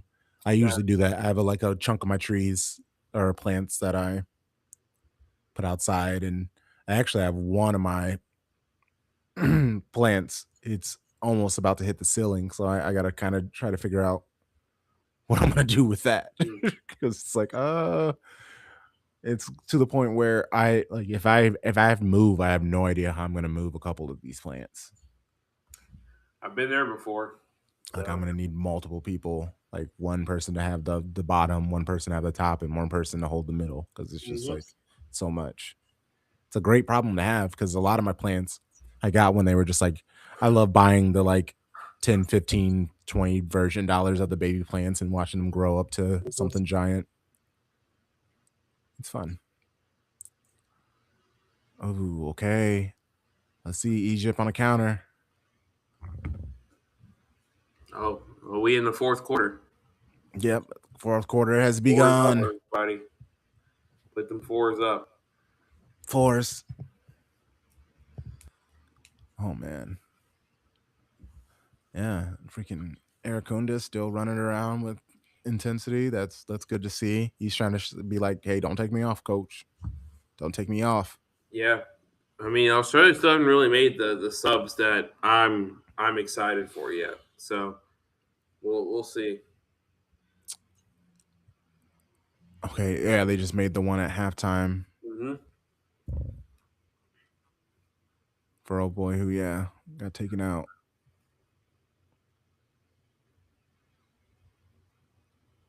Okay. Well, and that was smart because they replaced him with a midfielder. hmm There was no need to be as defensive. Yeah. And I'm sure that's what they realized. They were like, oh, we can actually play with them. hmm We don't need five at the back. Yeah, I mean Egypt really hasn't had many long spells of possession. Like they've got one now, or they're moving the ball around pretty well, but still nothing that looks dangerous. Yeah, and even though they're doing the right thing, moving the ball left to right, but the point of moving it left to right is to do some very quick ball movement and take Yeah, advantage of the space that you earned, and they're not necessarily doing that at all. yeah, for sure. A lot of guys standing around.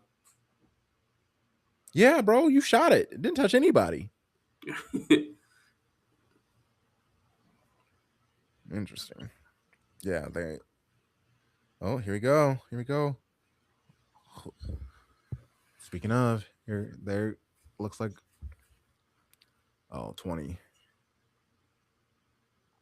Yep, Alpato's coming off for yeah, Heuristic, and then Torre's coming on as well. yeah, Oh, I was just talking about Arakunda, and he's off. Well, and Torre, I mean, obviously height. He's bringing yeah. that. Oh yeah, 186. Oh yeah, yeah. 6'3". Completely different look. Okay, maybe man, I really would love Australia. This is kind of what we're gonna need is with the whole it being moved up to 48. A lot of people are Yeah. just kind of hating on placement and people limping in and getting in who normally wouldn't. If we're having a Paraguay, we're having an Australia, we're having. I mean, a lot of the African teams made it very scary for some of their opponents in the knockout stages. This is what you need to see is hmm the they're being vindicated because we know, yeah, it was 48. That means more games. That means more money, etc. But if these teams that are coming in are doing well, then yeah, they've made themselves worth being in this competition. Yeah.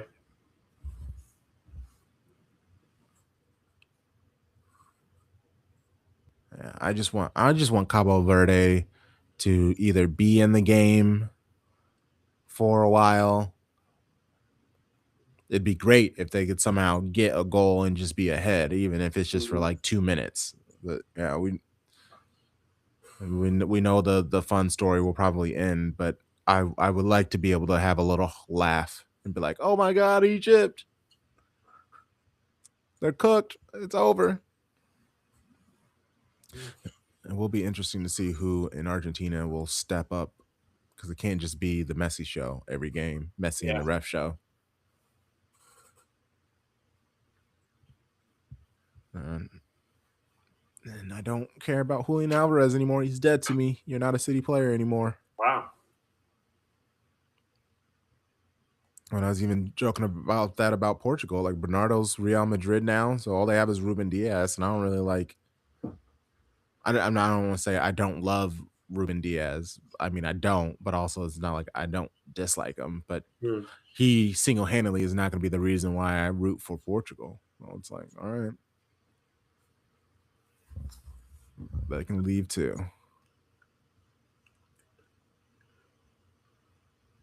Honestly, the most I paid attention to Ruben Diaz was when he started dating Maya Jama. I wow. What? And that's I don't know. I feel like that's when you started paying attention. I mean, I obviously know of him. I'm familiar with him. I follow him on social media. But then when he was with Maya Jama, I was because you could definitely see because he was trying to get into his fashion thing. He was trying to like okay. make himself more marketable, and Maya Jama helped him out a Mm. lot. And you can even kind of see that he's trying to continue all that stuff without her. But I'm not gonna lie, I see the follicles are starting to fail. Man has maybe like 18 more months before things could get scary. The follicles starting to feel as crazy. I mean, there was like one angle that I saw and I was like, oof, oof, my boy. They massacred my boy. Luckily he's fit, and knowing him, his head doesn't look too crazy shaped. He should be able to handle Yeah. a bald. He's an attractive man, I guess. Is Johnson and Wells? I meant to ask this. Is it Johnson College and Wells College, or is the college called Johnson and Wells? It's a fun name. I guess I could have just looked that up, but it's easier to ask questions. Oh, Muhammad Torre plays for Norwich. 22. Okay, nice. Yeah. Played for Reims. Started at Adelaide United in Australia. Oh, he came into Norwich in January. Ooh, my gosh, 10 goals and 12 appearances. Whoa. Okay, so he could have a good year for Norwich next season. Okay, good for him then. Good for him. Good for him. Good for him. All right, it's cramps time. Cramps time. Yeah. Bring on the medical staff. Yeah, okay, so it is Johnson and Wells. One name. Oh, he needs to be subbed off. Yeah, they can get him off the pitch at least. Mm. Hey, you stay down. Let us all catch our breath.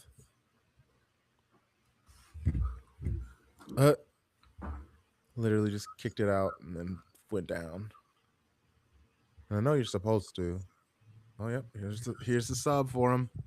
Bringing on Trezeguet. Okay, let's go.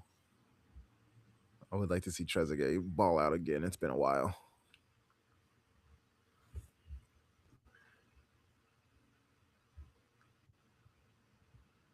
I remember his time at Aston Villa. I was like, oh, this dude, the streets will remember him. Mm. I mean, he didn't really like do much from the goals, but he brought some joy on the football pitch. Facts. Okay, let's go. Okay, 10 minutes. 10 minutes. Do you think we get it a goal, or are we unfortunately getting extra time? I I think that Australia can score another goal. They definitely seem like they are trying to for sure. Oh, all right, there we go. Foul one. Okay, let's go. Come on, Australia. Let's see what we can do. Man, another own goal would be hilarious. I mean, love it. Mo pointed at our. I'm. Come on now, Salah. The ref moved it. What are you doing? The ref okayed it. It's fine. I really do love the arguing over like half a meter. It's like, bro, that's not going to be the reason why they score. I respect it. The arguing or them trying to move it up half a meter. I respect. I am a fan of anyone who argues. I am married to a lawyer, so that may be Oh, part of the that's reason why. real. That's Yeah. real. You literally are. You do respect it. That's funny. Ooh, Okay. I goodness that's gracious! a lot of ping pong in the box there. He ran through Insane. man's. That didn't even get on Why? target. Why are they attacking Torre about this? What is happening? Well, he stepped over him. Oh, okay. Yeah, yeah. You'll see it. You'll see it on the replay. He fell down and then he just stepped Yeah, over him. he did the Allen Iverson. Oh yeah, no. I mean, he did get ran over. Oh, they're not Yeah. gonna show it. Dang it! They're not gonna Well, show the yeah, step over. That's funny. yeah. You don't see it, but yeah, like I saw it when you were like, "Why are they mad at him?" I'm looking. I'm like, "Oh, he did just do the Allen Iverson on him." So I understand why they were upset. Dang, he's on the ground. That's crazy. I'm not gonna lie, that was kind of my playing style. Not necessarily dirty, but I would do kind of like the random thing that I knew would possibly annoy people. But I'm a big human being, so it also is like do something. How tall are you? 6'4". What? I'm sorry, I was not expecting that answer, bro. Yeah. Okay, well, I'm not 6'4". uh, I'm not a tall person. That's wild. Wow. I don't know how tall I thought you were, but it was not 6'4". yeah, when I remember when we did our meetup in Chicago a few years ago and meeting all the show bros for the first time, that was wild. Tom is a lot taller than I thought he was. He's like 6'3". I'm like a That's little bit wild. taller than he is. And then Sharpie's like 5'11". Yeah, Uh y'all gonna be disappointed. Yeah, me and Sharpie around the same height. and Tarek's a short guy. Tarek He- gives tall guy energy I though. know he does, but yeah, I, he's I definitely like when you said if you had said someone on the pod is 6'4", I would have thought it was him. yeah. Um, Jin, you're not 6'4" either. I could have guessed that. I could have guessed that. I've seen you stand next to your son. You don't seem 6'4". I mean, how do you know her son's not 6'8"? I mean, even if he was 6'8", the gap is pretty substantial. Uh, so if You she gonna take was, that? Then you gonna take this man calling you short like that? That's I crazy. did not say she was short. I didn't say anything about what she is. I just said seeing her compared to somebody who I assumed was taller, she does not match that. So I was not shocked to hear that Okay, she's not all six right. four. I'm just saying. Me personally, I wouldn't take that disrespect, but that's just me. That's just you. I Yeah. understand. I understand. That makes sense. That's great. He Oh is wow. 6'4". Yeah, that's funny. Okay, 5 minutes have passed, and it does not really feel like it. Yeah, she's definitely has said she's short a few times. You know, I short do. people. I will say I do want someone to score here because Yeah, I don't know. I don't know if I really want the additional extra time. It feels like a lot right now. So I do enjoy they've added the time because yeah. to avoid extra time and stuff like that. So like it's like 2 hours in between games. That's been kind of Mhm. nice. I've been able to actually get some things done because usually throughout here when it's just an hour in between games, it's like okay, let me take my dog out real quick. Let me Yeah. make something Like I quick. said, I'm about to be in the same boat. I need to eat a little lunch, and we'll see. Yeah, I'm gonna prep for dinner. Get a lot of that stuff done. So after the next game, I can just whip it together real quick.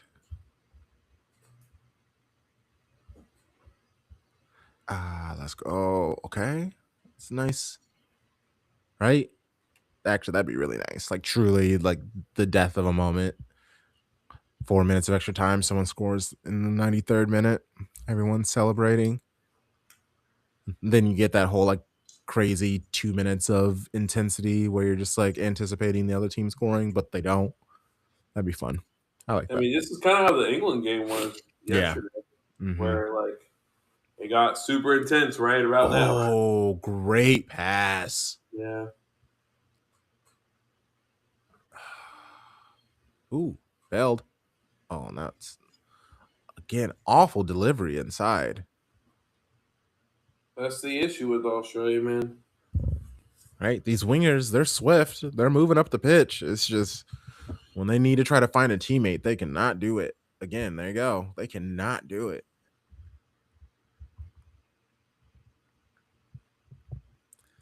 Okay. Okay. Corner, Australia, corner. Come on, Socceroos.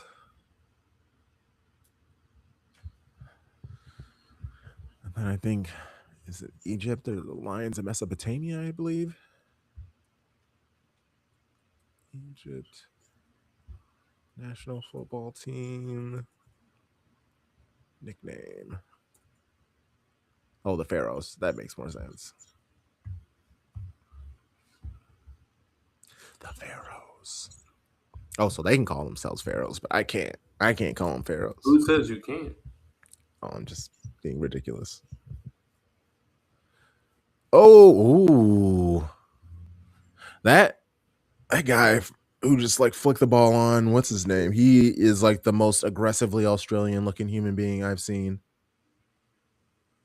Their midfielder. Irvine, 22.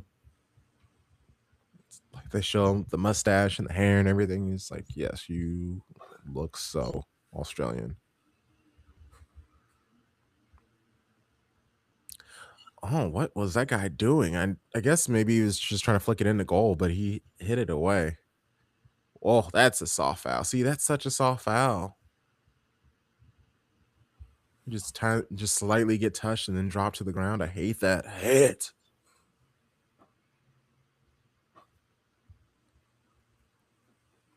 It's supposed to be gladiators. Egypt? I don't know. Well, I just mean anybody in the World Cup. Yeah. Ooh. Oh, Yep. There we go. See, that's exactly what you get. Looking like Caitlin Clark getting touched and like you get pushed and then you just lose the ability to be on your feet. and then are like gesturing to the ref that like, oh, how did you not see that? Like, brother, we saw you flop. Like, what does being pushed have to do with anything with your legs falling out from under you? Now, maybe falling backwards because you were pushed heavily, but like you get pushed and you fall forward. How does that work?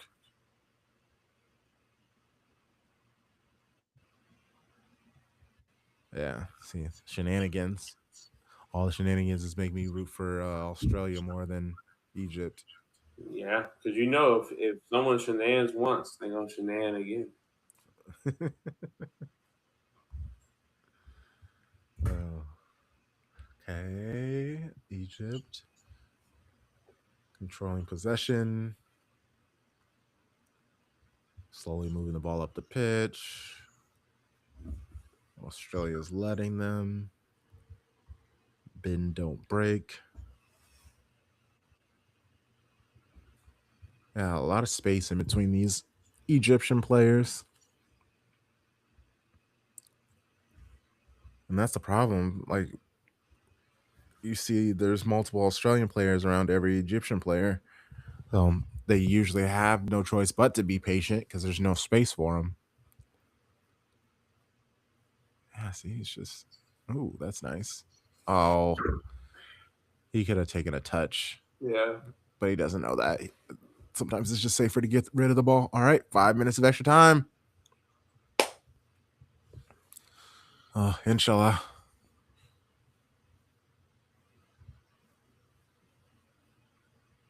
What? Wait, what is happening? Oh, second ball on the pitch. I was like, what's happening? All right, Olympico for Marmouche. happening?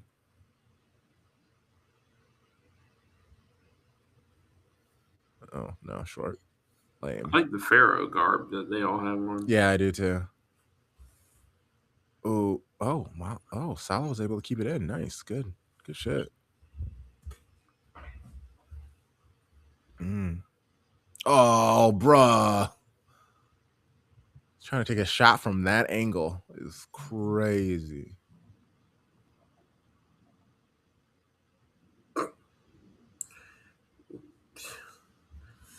I mean, Salah's been a ghost. I don't know if it's by. I mean, we talked about him being injured, but like I don't know. It just Right, right. it's not great. It's not great. It's not great at all. Oop. Yeah, he has a 6.9 rating, which isn't bad, but it's not great. Only 29 touches. He also is the type of player though that like in these dying minutes, like, if it goes extra time, he's gonna just take over. Mm-hmm. Yeah, in a moment, especially in a 1v1 opportunity, you do want to see him. He is the type of player where you would want to see him taking on a defender. Mm-hmm. Yeah, he definitely seems passive. Like, yeah. Come on, Salah. Runs the ball. Ooh, that's not great. That's not great for Australia. All right, corner Egypt. How many set piece goals have they scored? Have they scored any? Let's see. U.S. is leading the tournament in set piece goals, and Yes, someone sir. pointed out that the key difference is taking Pulisic off of set pieces. That's hilarious. It's true. It is. It is. Yeah, yeah. Um, they have two.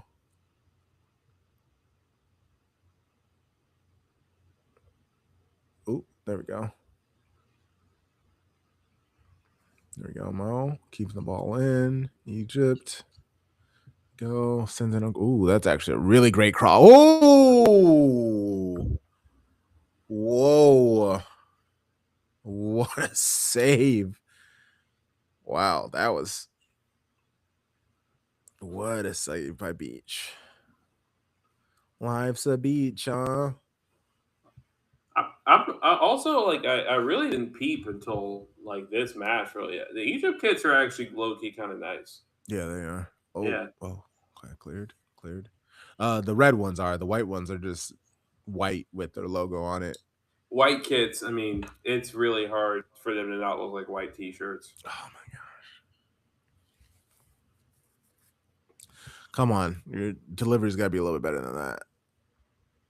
That was a great save though. 'Cause that did. That looked this moment that ball left Salah's foot, you're like, oh, that's dangerous. That looks scary, actually. I mean, unreal save. Also, Yeah.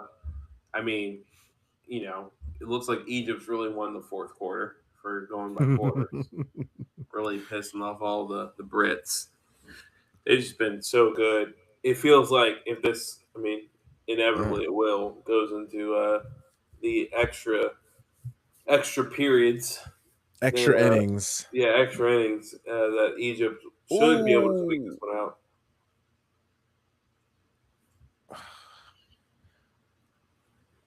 See. Oh man. Every time I watch these like fan bases and watching everybody like praying and being so locked in with their national team, I'm always just like, what's that like? What's that like being so like wrapped up in praying and hoping that they win like that? That must be Well, I nice. mean, part of the issue is that it's impossible to see the U.S. men's national team play in the It United States. It's so expensive. is. It is very prohibitive. But also, your point of not a lot to be excited about. Yeah. All right. It is. It's in. It's over. We're getting extra time. It's what none of us asked for. Okay, so both teams have only used 3 subs, so they will have 3 more subs to use. That's nice. The question is, yeah, do they have the people to bring on? Like, because to bolster their attack at Egypt, they're gonna have to take off Mo Salah. They're gonna have to take off Omar Mush. They're gonna have to take off Ashore, who have been the guys like Ashore scores There's first just goal. no chance you take off Mo Salah. Like if it goes to pens, that was kind of the whole thing yesterday, right, with Portugal, where I mean they subbed off Ronaldo, and for all of his faults, if I'm going to a penalty shootout and I don't have Ronaldo in my lineup and I could have, what am I doing? And that's how I feel about Salah. Like it's like if this goes to pens, which we've seen, majority of the extra time matches this knockout phase have gone to pens. Are you gonna risk having pens with no Mo? Like that's Yeah, me. yeah. Oh yeah, no, that's definitely a gamble that if you take him off, you need to score in the extra time. It can't go to the PKs. But if it does go to PKs, I guess who which of the two teams do you think would want to get to PKs more? Uh, that's tough because mm, that's actually really tough. I mean, momentum wise, I think if you're Australia, you're fine going to PKs because that means you're able to withstand wave after wave of pressure. Mm, I think maybe Egypt thinks that they can wrap this up. So if you're looking at it purely from a momentum standpoint, then probably Australia's happy to go to PKs. But I don't know, like Egypt has the PK advantage in the sense that they have the best PK taker out of out of all of the available options. that's fair. What do you think? Yeah, I'm with you. Yeah, I think Egypt will probably want to win this in the extra time. I wouldn't want to go and like I think they are the ones who would probably dread going to PKs more because they would assume that the the top of their talent is better. Like Yeah, obviously with the Marmoush and Salah of it all, but once you get past those two, yeah, you're kind of gonna need people to step up and be brave and want to do it because like that's a thing that from the Germany PKs yeah, where uh Goretzka. yeah, people going up. I was about to say Lam. I was like, that's not Lam. Brother, that's crazy. Lom would take the PK. Lam would Lam Lom would he take the would PK smash right it. now. And he Him would being what smash it. 40 something, he'd Yeah, take it. yeah, he would be Yeah, but great. Jonathan Tah having to take the PK because Yeah, Goretzka refused to take it. Yeah, yeah, that's wild. That's wild. You got just players being like, no, thank you. Oh, oh, we mentioned this earlier. This that's- the rocket pop goes unreal. hmm. Favorite beer of the summer. Great can. It is. Yeah, no, that would stick out. Yeah, Beer is definitely the type of thing where if you have a nice if you have a nice can, it will make me more likely to buy your beer. yep. I've fallen victim to that a time or two or three. I fell victim to that today. So Ah, cold brew. Socceroos. Let's go, Australia. Okay. Okay. I wonder if they'll do any subs. Mm, mm, mm, mm, mm, mm, mm, mm, mm, mm, mm, mm, mm. Okay. Okay. Well, let's get this game going, shall we? What's taking here everybody we so go. long? Okay, there we go. Okay, what's happening?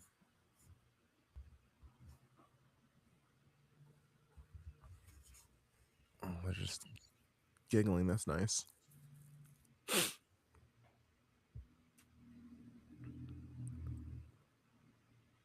Okay, that was a nice face. All right, looks like we're getting a sub for Australia.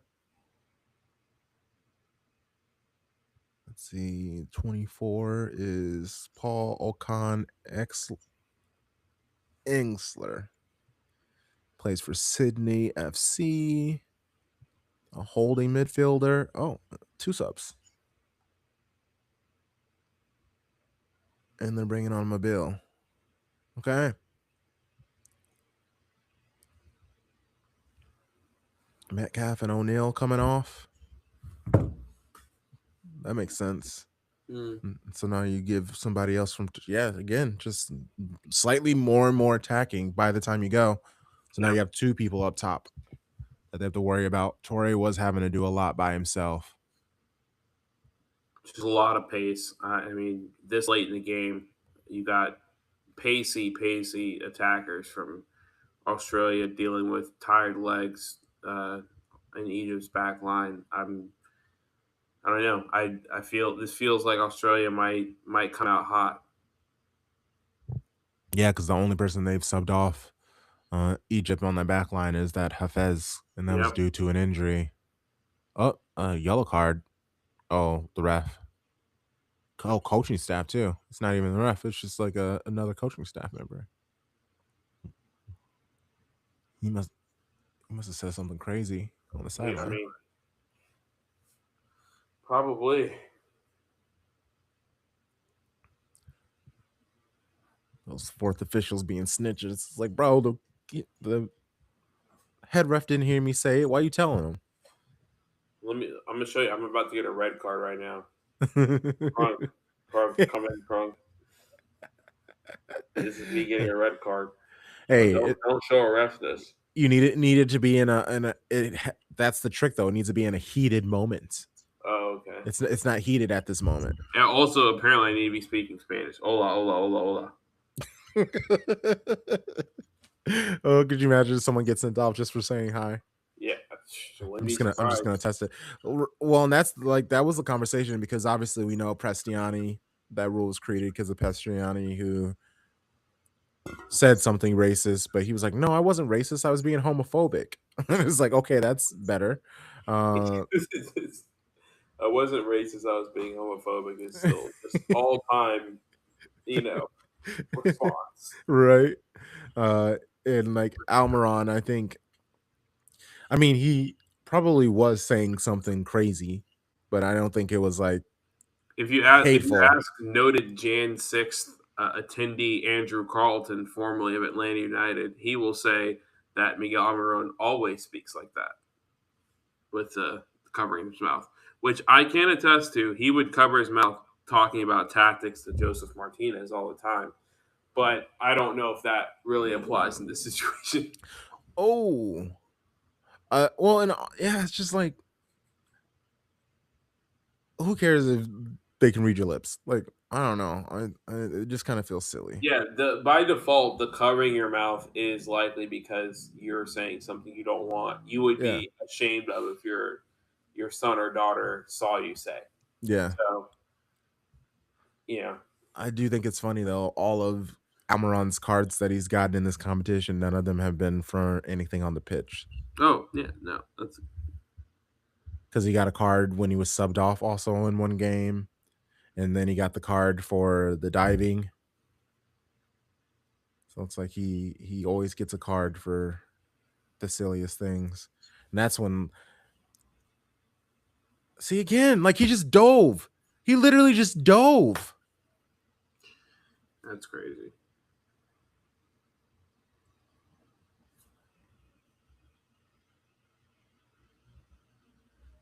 Like fuck that dude, man. Like, plays for Al Ahly. Okay, I won't be having to worry about seeing him No, more no, in no, football. no. No discrimination here. I'm saying fuck that to anyone. I don't care what league you're in.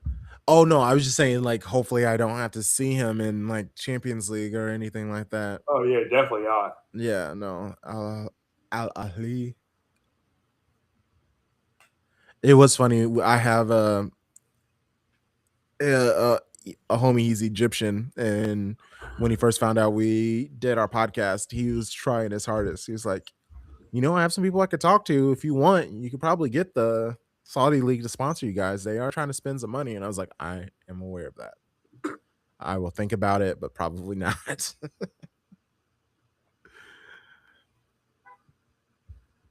Maybe take a Saudi bag for one season of streaming, do some watch alongs. Bro, that'd be crazy. I guess I don't know when their games come on. I don't want to say yeah, and then they got my ass up at like 3 a.m. watching awful ass football. I don't know if it's 3 a.m., but yeah, it'd be late. Okay, come on, Yeah, Australia. pretty even match Yeah, between the two teams. and it does. And this, I guess, this is kind of the refreshing part where it's two teams going to extra time because they kind of are like at a stalemate of each other, not where it's like one team is overwhelmed by their opponent, so they're Mm, doing everything to get to PKs. that's a good point. Oh, there we go. Oh, okay.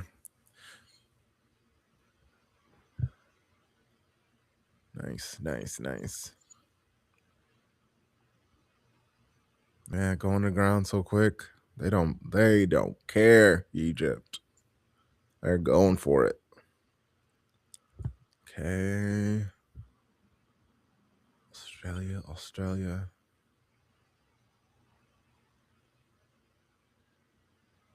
Mm, See, they do not look the most comfortable. Ooh, there we go. Nice. it's an interesting whistle for.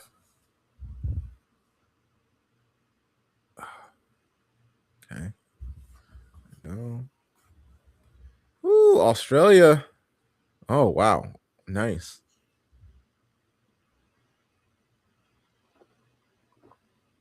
Oh. Okay, there we go. Ooh. Ooh. No?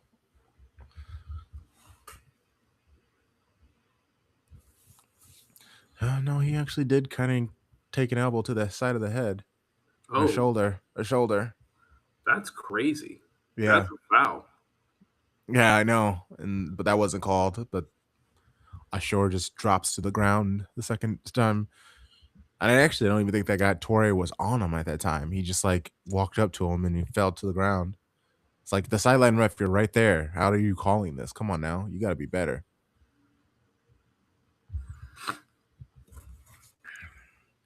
Let him play, ref. Let him play.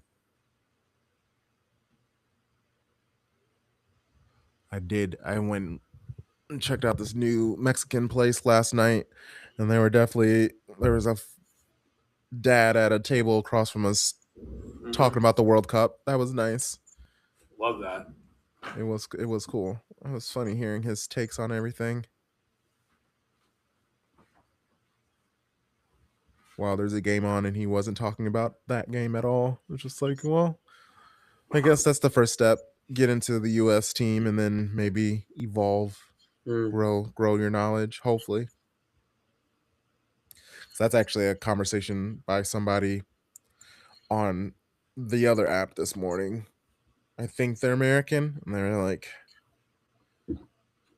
the whole the US people need to be paying more attention to the MLS because we're closer to it and blah blah blah blah. Like, don't go to the Premier League or something else like that because a lot of people were like, bro, the quality's not there. Like, I want to watch something that's quality. It's like it's not even that. It's just like the MLS doesn't take themselves really like seriously serious. So it's like, why would I? Like, yeah, I'll go to MLS. I'll go to the games. They're fun. It's I cute. think that to me is like ML. I think the MLS conversation needs to be way more about the fact that like MLS is accessible, and so like if you're into the World Cup, like I'm not saying watch MLS. I'm saying try to Go go to to the an MLS games. game. Okay, Yeah, and that like just okay. experience that live. And then because that's kind of how I feel. It's like yeah, like I as a league, I'm more engaged with the Prem but I'm still an Atlanta United fan. But like as a league, I'm way more engaged with the Prem. But I mean, my only match going experience has been with Atlanta United. So when I think about, well, not my only, but I've been to Club World Cup and stuff Yeah. like friendlies and all that kind of shit. Hmm. But like in terms of like my core experience as a fan going to games, it has been with Atlanta United, and it's been incredibly fun. Even though I already know that the actual football being played is not great. Yeah. Well, and again, it helps with Atlanta because you're going to a place Yeah, no, where it's a nice stadium. The well, fan base there are great. Like, because that's really what it is. Like, if you go to an MLS game, there are certain teams. Like, if you go to a freaking Sporting San Kansas City Jose, game, yeah, like their fan base, they don't really care. Like, there are some people that at Chicago Fire who like their fan base is great. Like yeah, I see what the you're saying. Like, if you live in Portland, it's much easier to be like, that's a great experience. Or if you live in yes, Seattle, or yeah, or in LA, like with LAFC, where they like have the culture there. So like you yeah, go there and there's people jumping up and down and they're cheering the yeah. good things, they're booing the ref for the bad calls. Like that's what you Yeah, need. I do think though that there are more good experiences than bad. Like I'm going That's down the fair. list, and That's fair. like Miami's pretty good, Orlando's Miami's good, great. Yeah. Columbus is good. Like Philadelphia maybe is like depending on how good the team is, Yeah. but like LAFC is going to be good. San Jose, maybe. Real Salt Lake, I have friends who are in Salt Lake. They love the game experience. So I don't know. I mean, also Real Salt Lake has a gorgeous stadium. Jen said Charlotte matches are a blast. So Yeah, yeah. Charlotte. Yeah, so I do think. Yeah, I mean, I think there are way more better experiences than bad ones. But yeah, no, I could see. I completely understand where you're coming from there. Yeah, no, that is a good idea. Cause I mean, I I wish I was closer to US like I wish I was closer to a USL team. Yeah. Des Moines is in Iowa, but it's actually closer for me to drive to Chicago than it is Mm, for me to drive to Des Moines. So it's unfortunate. I've bought multiple tickets to Des Moines Menace games and haven't gone. Like, and that's what I keep telling myself. Okay, if I buy the ticket, I've spent the money on it. yeah. But then I look, but it's literally like a 4 hour drive. Yeah. It's like, bro, I'm going driving 4 hours for minor league football. Like, Yeah. I have to Yeah, make it a whole that's a thing of really it. good point. Is that like even though I just said that, it's like there's 30 MLS teams, wherever it is. I don't know. I can't remember. But it's like they're still. It's not like they're all like close to people. Like, Hmm. even if you live in, say, you live in Athens, Georgia, like you're a college student, are you? Oh, okay. Like, I'm asking you to drive 2 hours into Atlanta to watch an Atlanta United game like that, or I'm asking you to drive 3 hours up to Charlotte. Like, so there's an accessibility thing that is not an issue anywhere else. Like in Europe, like everyone's local team is a Yeah. great going Hmm. experience, match Hmm. going experience, and you are like you could walk to the stadium in some cases or take public transit, regardless of where you live. But Hmm. that's just not the case here. Yeah. And that is where I feel like that's where USL and USLW and USL2, like all of those, they can kind of step up where they kind of reach out to those people that aren't near the bigger cities because that is USL's thing is like, hey, we are purposely kind of being these fringe cities so we can hopefully pick up some people who can't go to the US's top league. Mm-hmm. Like I would totally do that. And so hopefully they do that. Hopefully they're like, yeah. Yeah, well, see, and I didn't know. I'm gonna be paying attention to that Mexico game because Yep. This right now so far, my thoughts on this Australia Egypt match is that it looks like we're going to pens. yeah, yeah. I'm just not seeing enough from either side to suggest an alternative. Oh yeah, no. Okay, so they are just moving it. There's not a conversation. It has been moved to noon. Yeah, I saw that. I saw it from British reporters, and then I didn't follow up and see if it was confirmed, but it was. Yeah, it's confirmed. I see it. Okay, so now I need to reach out to the people that are gonna join me for the stream for that and see if that messes with anything.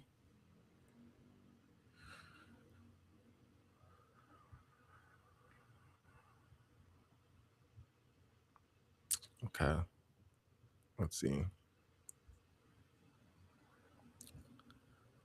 Okay, so that's not bad. Let's see, the group chat has a set.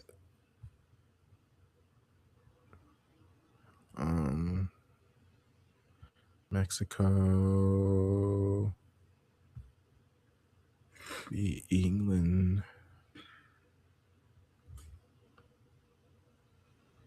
Is it 12 local time, and which is about 7 p.m. in the UK, 2 p.m. Eastern time? Okay. Okay, so 1. Yeah.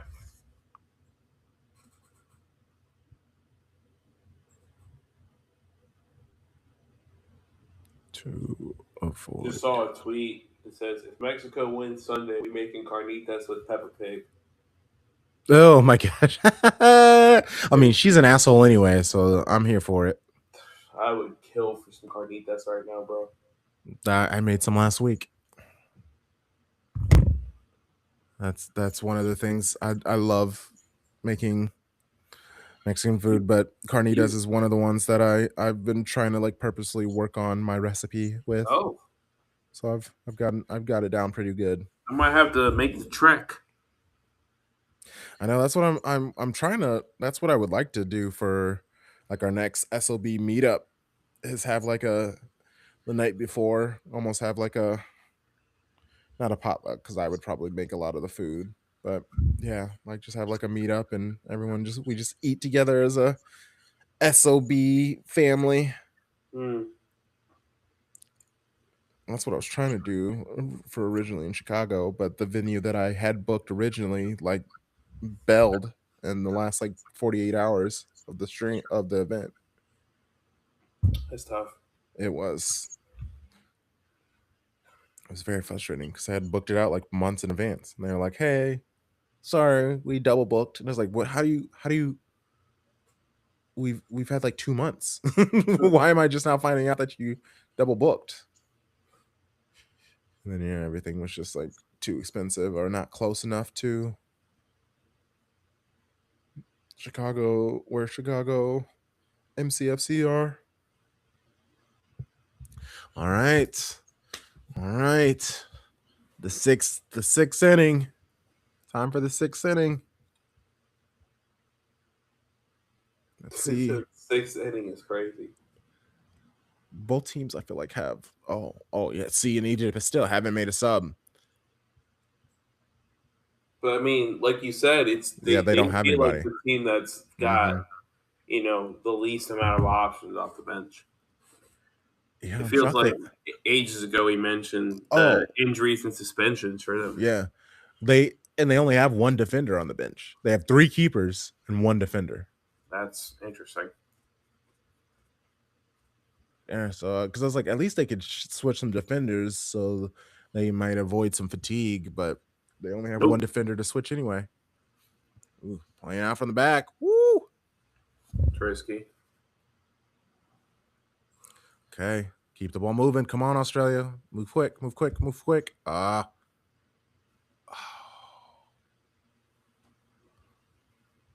Okay, shot at goal. It's not bad, but probably would have hoped to have seen better. They did take a deflection before it got to him. Yeah, yeah, definitely.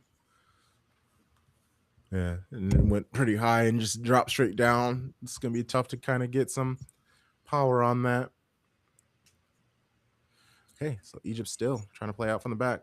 I do like that Australia is pushing up and pressing, trying to make something of this. Ooh, there we go. There we go. There we go. Mm. Oh my gosh. Okay, there we go. This ref just so nonchalantly calls fouls. Yeah. Like I'm just waiting, and then he finally blows the whistle, and like then after he even blows the whistle, it's like 2 seconds later, and he just points. It's like, oh, okay, cool. I do like the vibes though. Where is this ref from? Uruguay. Gustavo Adrian Tejero Capo. Yeah, I saw the back of his jersey with the little Tahara Capo, and I was Yeah, like, they put the names on it. That is a nice little touch. yeah, that's a good one. Mm-hmm. Throw that up on the frame. You got it forever. Right. Yeah, these refs make 100 grand, up to 100 grand in the World Cup. They make at least 60. Like that's a Damn, nice little bag. Yeah, that's a nice bag. for a month and a half of work. All expenses paid too. I mean, they're working you. Like you're Yeah, you're busy, but still. I Brazil mean, versus Norway is also changing their kickoff time. oh shit. Oh god. Oh, okay. I got a Yeah, met. I would wait until probably after this game. You're going to see a slew of announcements because of the heat wave. That's you know, Makes sense. It is one thing to say they care about player safety. It's good to see that they actually are making the efforts to do that. yeah. No, that wasn't a foul. That wasn't a foul. He fucking lost the ball. Oh, he pulled him. Oh, come on. That's so frustrating. It's just like, he had nowhere to go. You had a teammate there. There's no need for any of that. Mm. Ooh, there we go. Nice. Nice save by Beach. I guess you don't want to like immediately give him the ball. Oh, ooh. This is a deflection. I didn't notice that. That could have been bad. Oh, there we go. Please get the ball. Get the ball. Get the ball. Get the ball. Nice. Nice. Let's go, Australia. Let's go. Ooh. Ooh.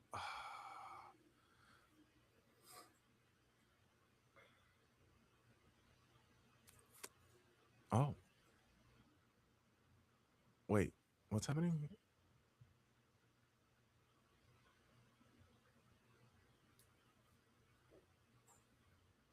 Okay. Yeah. Egypt taking their time. Wow. Yeah. Looks like Egypt is perfectly okay with going into PKs. Mm. Interesting. I just would not want that stress in my life. Especially because with PKs, if your team ends up losing, you're just like thinking about all the things you could have did in the match. Ooh, great chance for Egypt. No. Oh, just boot it out. Come on. What's happening now? Not a proper throw. Okay. Ball's back in. Yeah, I gotta make a note. There are a couple of things I need to record, download in between for these streams. Actually, I can just pull it up on YouTube. Okay. I'm also Oh, seeing like on online right now that guy you were talking about, the Egyptian player that was like knocked out. Everyone's saying like it's confirmed he was unconscious, that's so wild. and they didn't even do a concussion eval on him.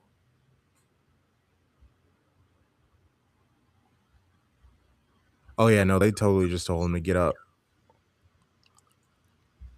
which I thought was wild.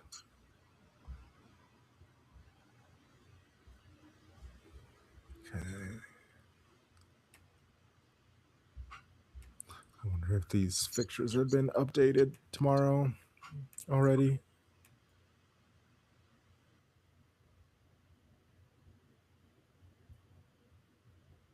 Yeah, just 2 games tomorrow. Oh, that's gonna be so trash.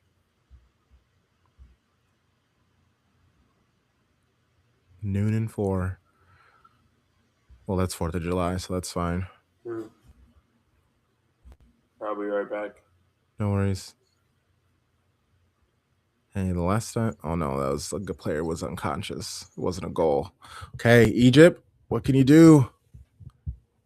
Oh, he was able to keep it in, sent it in, but it's out for Egypt corner. Take it quickly. He expected the ball back and did not receive it. Ball sent and headed out.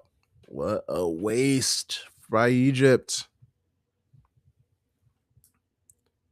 Yeah, they don't really seem to be in much of a hurry either.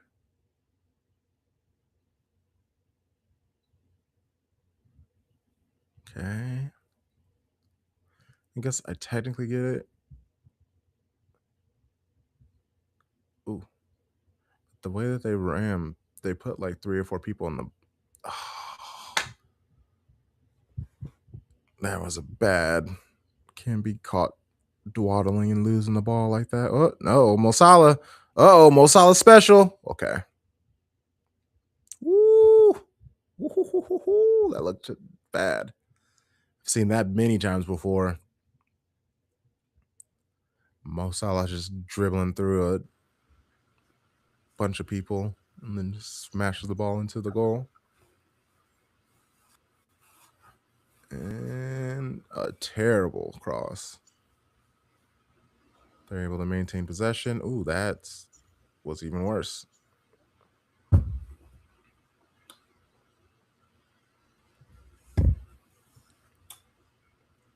And I get it. Australia, they're putting so many people back. It's kind of hard. Okay, so now, Australia's on the ball, so people need to join them. Yeah, can't get up the pitch fast enough. Yeah, I mean, I don't know. I have no confidence in Australian in pens. I don't know. I mean, I guess I really haven't seen any of them take pens. So I know. Like, I really would not want to put it up to that. It's very stressful. Oh, okay, long ball, long ball.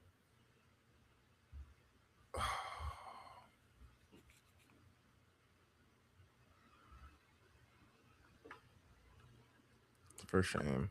For shame. Okay. Okay, what is the possession now? What is possession in this match look? Yeah, 56%.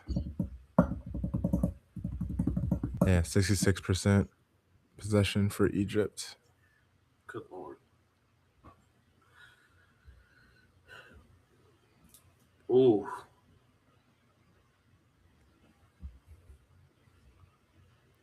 Oh man. See, and yeah, you can just see Australia, they're getting nervier. Mm-hmm. Mm.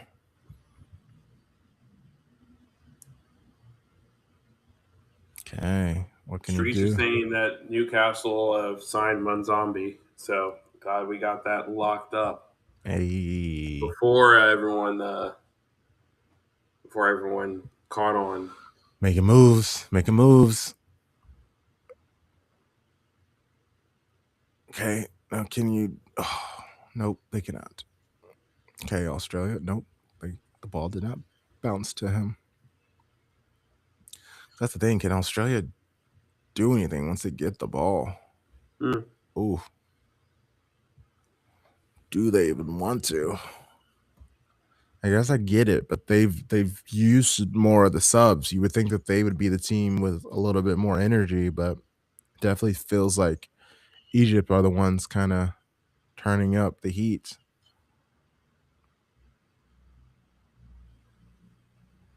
Mm, let's go, Socceroos. I believe in you.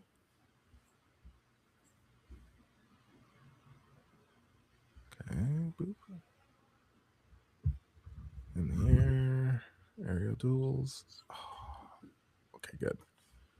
There we go. Okay, now go. Move.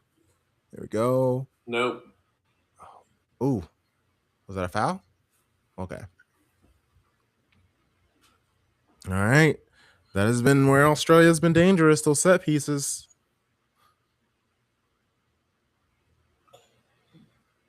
We'll see.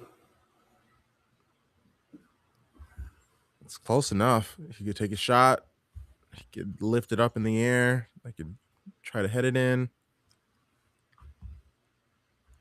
I would probably want to send it in as opposed to try to take a shot at goal. Just make it available for somebody. Do that whole like hit it wide for someone to kind of head it forward, and maybe you can Yeah. catch them, get a little tap in action. Let's see. Let's see.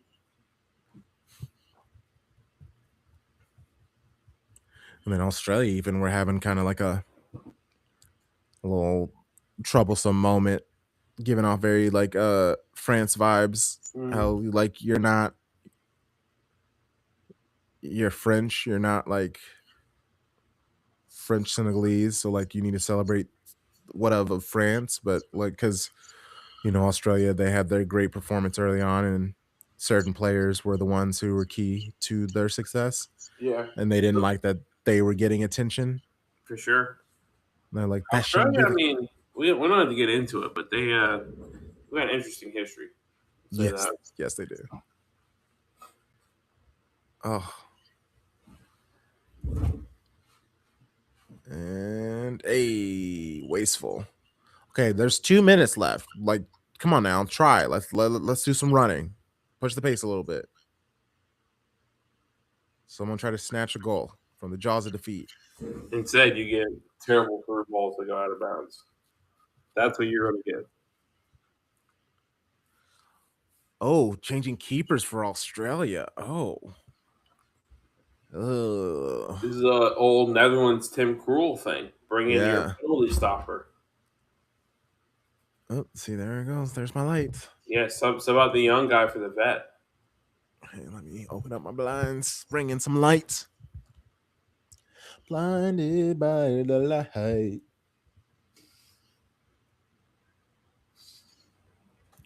Okay, that's crazy. Okay, who is their keeper? Who is this guy? Matthew Ryan. He does not have a club at the moment. He was playing for Levante. But I mean, he's played for Brighton, Real Sociedad, Roma, Lens. Okay, let's see. Yellow card. It doesn't mean nothing. It means nothing.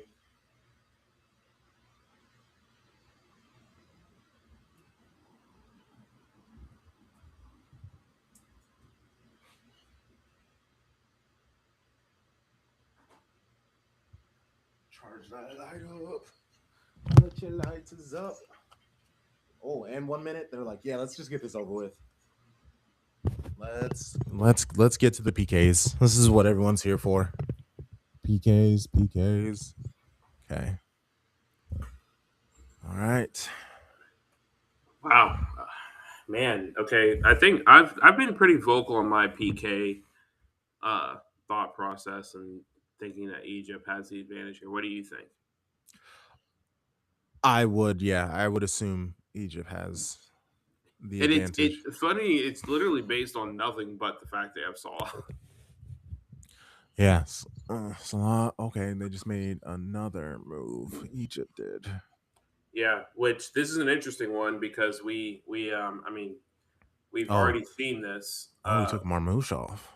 That's interesting. We've seen this in the World Cup so far. Is that and it's scaled beyond the World Cup, but these subs that are after the 115th minute for PKs, they have missed all of their PKs. So Oh, interesting. I mean, that is added pressure, like knowing that you're coming on specifically for the PK. you haven't kicked the ball live. Like a lot of these guys, the first time they're touching the ball is the PK, which is Yeah, insane. that's a lot. That's a lot. Okay, this is how you kill off extra time. I mean, both players are down, still down, so that makes sense.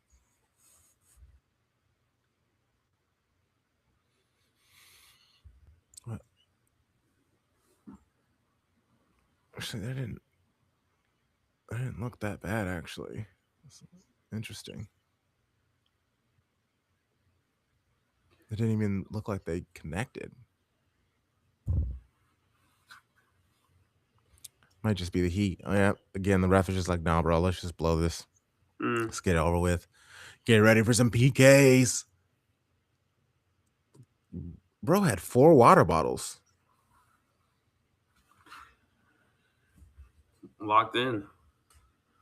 I know you have your one water bottle that tells you where people go. Maybe there's multiple because you're worried that they're gonna try to take one. So now you have a backup. Or maybe grab the wrong one with the misleading information on it. All right. Someone's got to win. Who will it be? God, I hate this. Okay. Well, now we're just going to have that hour in between games. That does not give me much time to prep.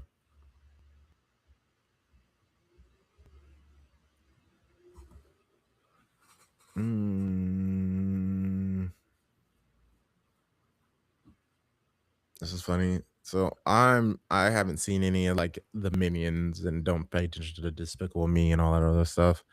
But it was something I was listening to because apparently I guess they'll talk about the Minions as a voice been with like the most evil people throughout time.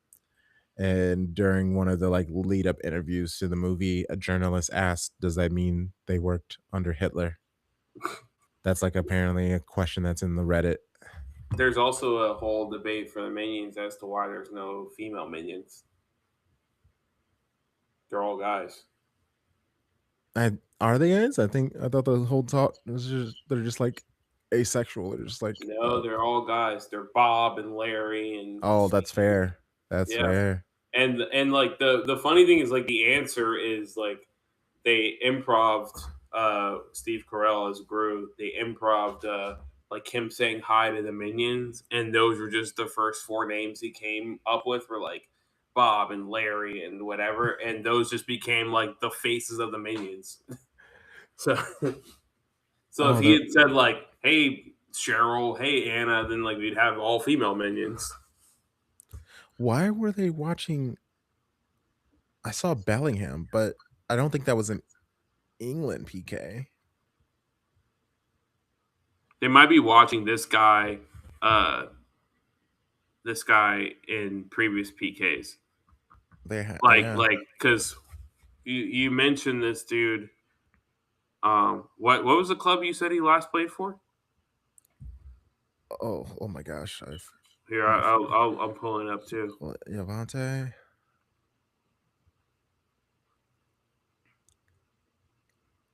Yeah, Levante.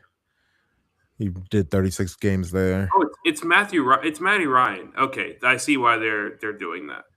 Because yeah, I mean, because he's played at Roma, he's played Mm-hmm. in the All Dutch, over the like so place. he's played for Champions League teams, so there's film on him doing PK shootouts. He's 6 foot though. I don't, man. I don't know. I feel like you leave the person who's been in the entire game, I and he's mean, six Matty three. Ryan also was at Brighton. Like there's film on him. There's way Yeah, more film on him. But yeah, like that's half the reason why I would just leave the dude in. Like I feel so bad taking him out, and like all this pressure now on him. Like I guess, yeah, that's what you do. You bring in the veteran who should be able to handle I the mean, stress of the moment better. and also like he's played in Champions League. He's played for multiple clubs in Spain. He's played in the Prem. Like I mean, he should be fine. Been there, done that. Yeah, that's Yeah. fair. Okay, about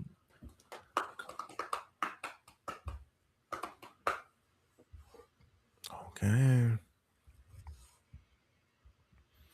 Okay.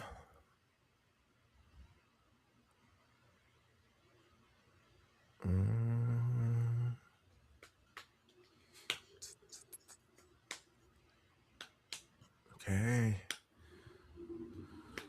Who's up first? If you take a PK, do you want to be one of the first people or do you want to be like fourth or fifth I want to go first. If to you get miss in your first, I feel like if you're the very first person and you miss, there's like there's a chance someone else misses on the yeah, that's other fair. side, and then Hmm. it's kind of back to even. So that's why I go first. Now I will say I understand why Goretzka was like, I don't want to be number 6 because that's like the most pressure you could possibly have. Hmm.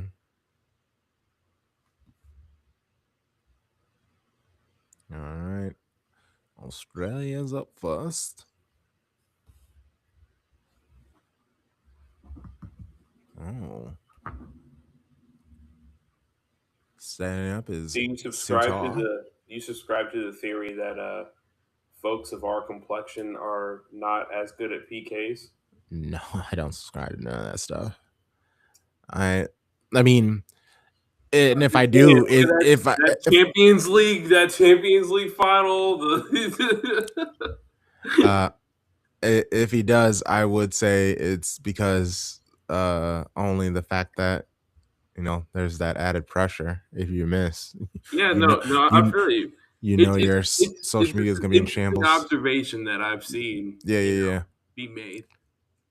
Oh shit. Uh, that fucking That was chimney. absolutely skied that. But also, Fucking again, chimney. all right, hand up. Maybe this might be too woke for the stream. Center back should not be taking pens. Oh, okay, so I will say I actually have seen a lot of like really good just like smashed in by center backs and goalkeepers and stuff like that. I do think that it's not a Like great your sign first when he's five? that's what I am going to say. Like I don't think it was a good sign that your first person coming out was your center back. Like none of your attacking players who are like used to striking the ball to score felt comfortable enough to do that.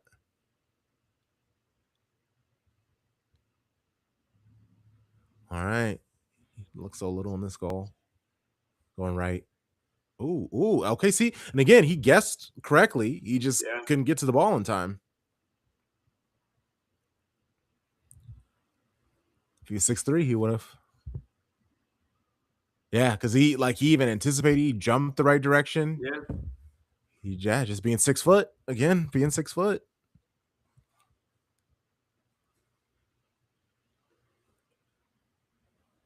All right. See, and here we go. Now here's a Okay. midfielder. Well, I hear your point, and then I also ask you, what are your thoughts on Pickford? Well, he has tiny arms. Is he Yeah, I is he mean, even it's the tall? same deficiency. Like your total reach is is lower. Yeah, Is he even tall? It's 6'1". You see, yeah, and I prefer. Ooh, there we go. That's nice. Yeah, England as well. I like my keepers 6'3" or taller. I prefer that. No,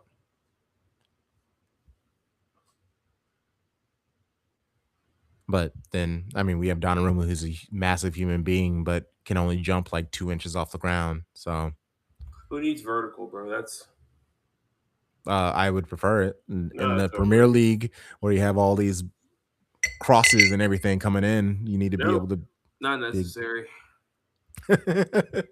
Pecan0511 says, "Damn, he knows ball." I don't I know who think he's talking about. I think he was talking about when you were talking about old man Ryan and about all the places he was at. Or it could have been when I was talking about how certain individuals are No, not that popped up like right before you started talking about it. okay. All Yeah, yeah, yeah. right.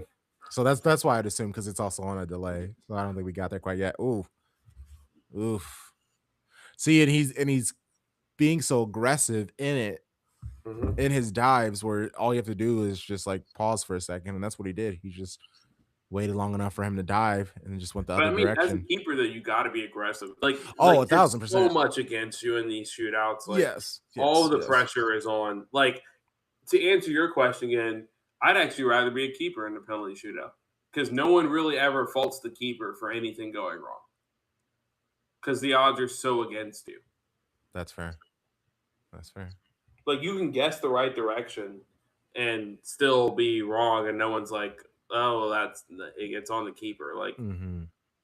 Yeah, you just give credit for the especially with the person whole for stutter step BS that's going on, like where they're yeah. waiting for the keepers to dive. Like I don't know. Yeah, not stutter stepping, they are stopping their step. Yeah, Oh, nice. There we go. All right. Australia, they're not out of it yet. You just need a save or a miss. What is more likely, a miss or a save? save. Well, oh, actually, I don't know. Come on. All right. All right, Salah. Oh. Let's hope he buries it. Let's hope he buries it. Okay, who will they have to play? Let's look at this.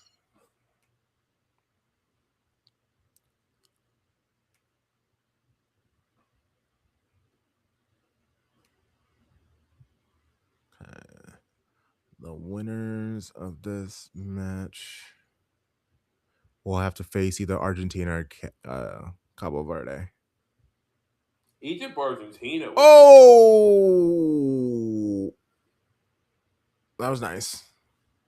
Cheeky little get. Yeah, Egypt, Argentina would be interesting. Yeah, it would. I do respect Salah for not doing the stutter step BS. Yeah, I know. Holland doesn't do that either. He just runs up. It's neither does. Paneka. Yeah, I don't think. Is Ronaldo stutter. Ronaldo? Yeah. Yeah, yeah. Okay. Well. Some could say in that PK that he did truly stop. Like he hit the stutter step very hard. All right, see now another defender, and this kid's like 18, I think. Like, what is going on with this Australian team? Yeah, I don't.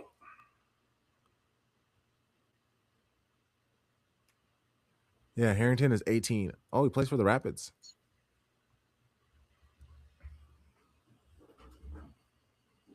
Oh, and he missed. All See, right. yep, it's over. Yeah, defenders shouldn't take pens. Like I Like, mean, especially multiple in your first five. In your first five. And I think Mobile, yeah, he was the only like attacker who took it. Because it was Harrington, it was Sutar.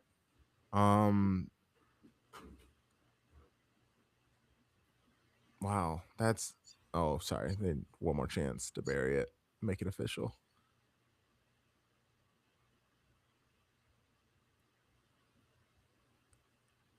And this is Abba Magood, a defender. Here we go to lock it in. Because I actually like the short lead up and just go up and just smash it. Like, quit being cute.